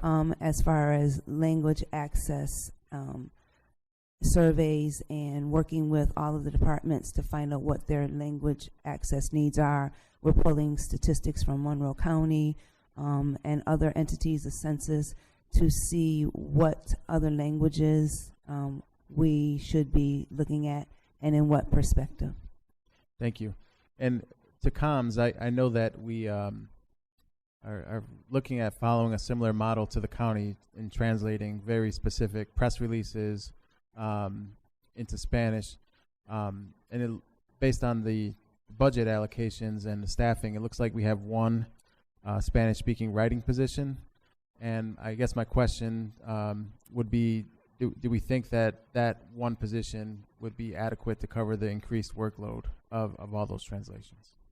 So the Communications Bureau will translate, and the bilingual writer position is translating and writing anything we need to do coming out of communications. We work with vendors who will translate for other departments. Although communications may come through comms, if it's coming from another department, and we work with every department in the organization, we work with them and their budgets to work with the vendors to ensure that those materials get translated. So not everything that gets translated from the city is being done by our one person in comms. We've just reduced our budget so that anything we're doing, whether it's a State of the City speech or a news release, we'll translate those things in-house. Got it. Okay. Question related to CIFA for next year. So I know that there's been conversations about potential changes to what we support in terms of festivals, mainly because of our own budget constraints. Do we have any decisions on what that's going to look like in terms of reduction? And then, if so, how are we ensuring that that's done equitably across all the great festivals we have in the community? Yeah, I'll let director answer that question in a second. But I will say there's gonna be cuts in CIFA costs. There will be reductions in CIFA. I love CIFA, but that's a nice to do. That is not a have to do. It is not a requirement of something that the city is required to do when we have a $119 million budget that's kind of closed. But we are going to still make sure that we try to fund all of the ones that we are reducing in an equitable manner. I don't know if you want to talk about the process a little bit, Director, but yeah, we've made clear to the organizations already that you will continue to support, but you will see a reduction because of our own budgetary challenges that we have, giving them enough time to try to find other resources that we can to plug the gap. We're not looking to decimate anybody, but we are looking to make sure that we also make dollars for, you talk about equitable, for some of those smaller festivals that don't have the ability to go out and get big sponsors. We still want some of those to continue, and some of that reduction that we take from some of the bigger ones will go smaller ones. No, I think that's right. I mean, we're being very thoughtful. I mean, some of our CIFA sponsorships are $2,000. If you take a percentage from them, it's a lot of money relative.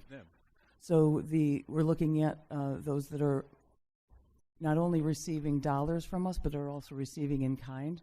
We made a huge increase in investments in special events 2 years ago, I think it was now. Maybe it was last year. Providing in-kind services. So we're really carefully looking to ensure that nobody gets a haircut more than they can withstand. Talk a little bit more about this in-kind, because I think that this is what people need to understand. This in-kind support that we provide is huge. And I'm not saying it's something we're always going to be able to continue to do right now, Mr. President. We're going to continue to do it.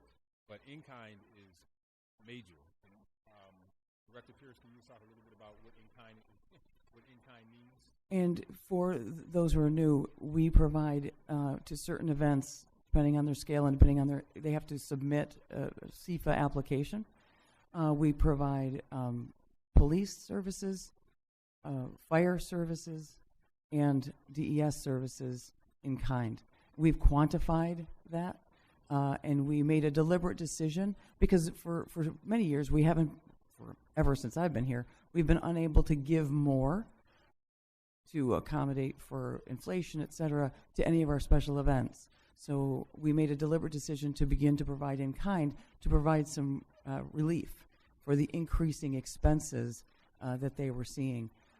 And so we're trying to balance now. So far, the conversations we've had, those receiving a slight reduction in dollars have been very receptive to understanding that they're maintaining all of their in-kind, and they'd rather see the haircut in the expense in the cash than having us renege or take back that in-kind support, because it's pretty significant.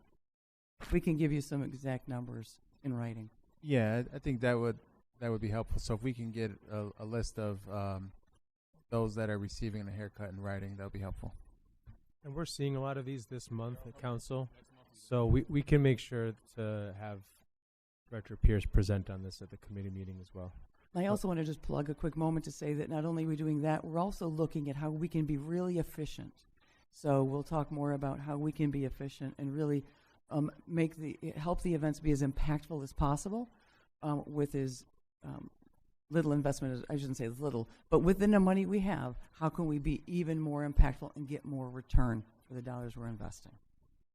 One or two more questions for folks. Councilmember Leslie Smith. For the communications director, if I'm looking at the budget correctly, it looks like special events is allocated $1.9 million. I am curious if that includes events like Bands on the Bricks and even things that are happening at the public market, like the food truck rodeo.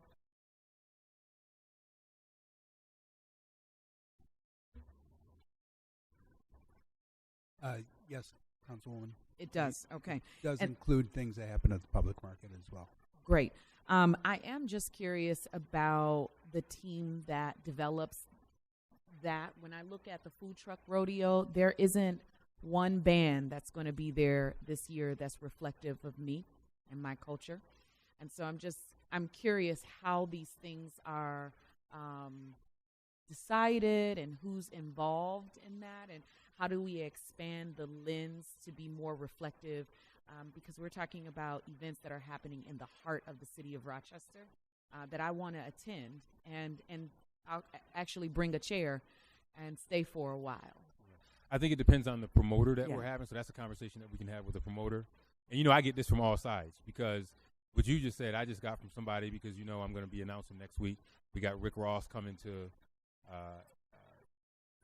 the former Frontier Field, now ESL Ballpark, and then I got the R&B Fest where we're bringing Keith Sweat, and someone said the exact same thing. Oh, what are you going to do?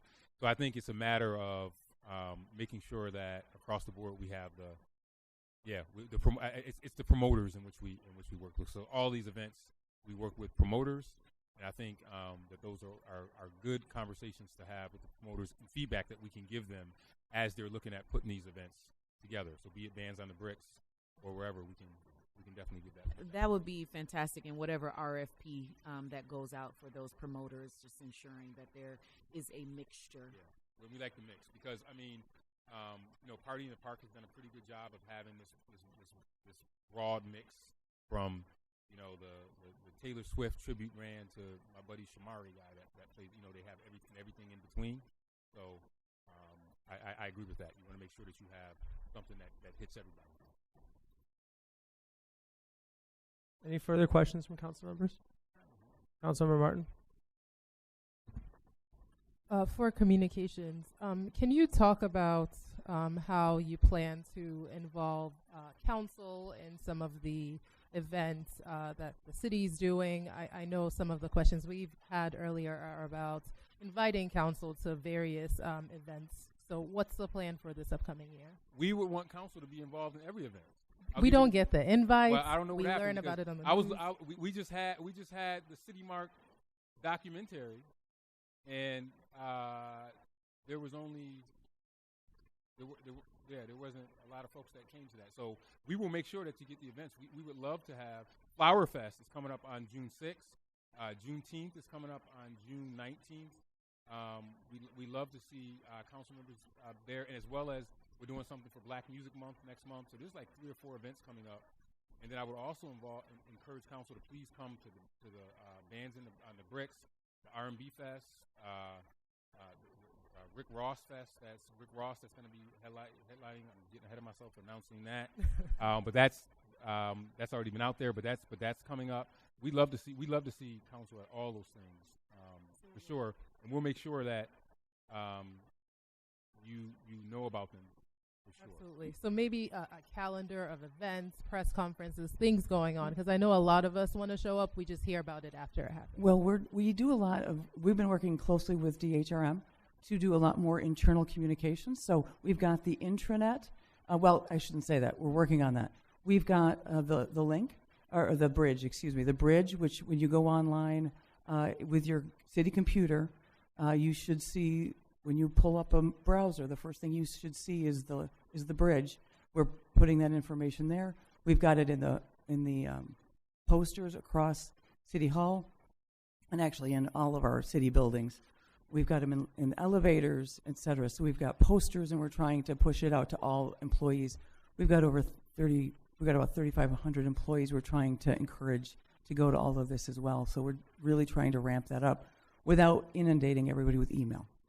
Balance. So I will keep a lookout, and if something's missing, Flower Fest, June 6th. I've seen the posters. Those are great. Great, thank you. President Melendez, you wanted to add to that? Yeah, I guess just a quick statement. I think it would be helpful probably for us to have a practice of anything that council weighs in on and approves, announcements, etc., that there's a standard invite to council. That's, there's only 10 elected officials in city government, and I think we should be, we may not speak at all these things, we may not even be able to come to all these things, but I think the practice of trying to get council members to attend and support the administration's efforts, I think, is important. Two last questions. I'll just add just one thing. I would love to see council at more of these events. I would love it. For the city mark, I think I wanted to make sure we invited everybody. State of the city. I mean, there's a lot of events that people are invited to that don't show up. So I just want to make sure that's on the record. There is not an event, particularly the fun ones. We all should be there. Flower Fest, June 6th. Flower Fest, June 6th. Dr. Nichols, I just have a question for you in writing, please, and then one question for Patrick, and then we'll close up. I noticed that the KPI around... Yeah, I opened it to comms and law. Okay, well, sure. People who want to leave for lunch are welcome to leave for lunch, but Councilmember Martin and I will ask a question of law. Director Nichols, number of days for hiring process, the number of days has just gone up in that KPI. And I know that was something we were working on last year around trying to reduce how much time it takes us to get people hired, but clearly we're going in the opposite direction. Just if you wouldn't mind just providing an answer in writing as to what's happening there, what you're working on, that'd be helpful. Absolutely. Thanks. And Patrick, for you, my one question is, I think one of the few things that is hard to quantify in the law department, even in your KPIs, there's not a lot of ways to represent this, is just speed. You do have KPI number 3 and 5, which are about speed. I'm concerned with you actually reducing to another attorney this year, that speed is going to be impacted. Can you just comment on your concerns or how you're going to address that? Yeah, I mean, I think speed may be impacted. This is a transactional position, although for the last 6 months we've been down 2 transactional attorneys. 2 folks left in January without much prior notice. So I think over the last 6 months you're going to see a net improvement in speed, but there has been a general slowdown in some of our transactional review. And you're not concerned about it? You think that if anything we're going to get quicker moving forward? Yeah, we're not going to be at optimum performance, but I think we're going to continue to move things through. We've got an experienced team, and they work very closely with other departments, so I think we've got some good energy there. So I don't think things are going to come to a stop, but folks will feel it, especially on some of the kind of less critical projects. Okay, thanks. Council members, we'll come back at 1:45, but Councilmember Martin, if there's any other questions about law, by all means, folks can stay and ask, but otherwise, people who want to start heading back, by all means. Councilmember Martin. Thank you, Council Chair Gruber. So what is the new case management system that the law department will be using? It's replaces a legacy system that we have right now that's based on a Microsoft Access database. The current system really just logs and tracks litigation matters. This new system will incorporate all of our transactional process as well, and it'll have an interface with the departments. So it'll be, I think, somewhat akin to what IT does with their ticketing system, so that we've got a set way to intake new matters and have better communication, particularly on long-term projects with client departments. Sounds great. And is this something that IT will be building, or is it something you're purchasing? Nope, we went through an RFP process, and we have selected a vendor. We're working with them now to get something to come through to council. Kareem and his project management folks have been critical in that process, and IT, of course, is at the table because we've got IT concerns as well. So we are in the process now of kind of understanding workflows and client departments, and we'll be moving something through to council later this summer. Great. And civil lawsuits served, is there a way to Actually, can you update us of all the civil lawsuits served in 25, 26, and moving forward? Could you update us within a couple of days from when those civil lawsuits are served? I can take that under advisement and let you know what I can do. Talk to me about the difficulty you may experience with that. Just that they come in. I'll work on it. I'll get back to you. Okay, thank you. And maybe it's a confidential thing, right? We haven't had issues with confidentiality. So, and civil lawsuits resolved. Notice the number drops this year to 20 and previously 40. Why? Just because we've had a couple of years where that number has been trending down. There's no way really to predict the rate at which these things are going to close out, right? It depends on the nature of the suit. It depends on the nature of the total caseload that we have and how quickly we're moving things. On our current litigation docket, we do have an outsized number of cases that kind of came in at the same time because they stem from the protests in 2020, in the fall of 2020. And so, I think some of those have resolved, but I think we're going to see them resolve kind of more at once when we get to that point. We're not at that point yet. So my sense is that in the next year, we're not going to have as many closures as we have in past years. And then in the future, we may see a big kind of push of cases closing as those protest cases get to a certain point in the litigation. Thank you. And 2 more questions. You can answer these in writing. Can you share the results of the customer services survey? And also, can you distinguish the municipal attorney from the other roles? Yeah, we can send you job descriptions for each of the muni attorney positions, and we'll get something to you in writing that summarizes the survey results. Thank you. Yep. Okay, we will reconvene at 1:45 and start finance then. Suzanne, will you let the finance team know that we're going to start 15 minutes late? Thank you.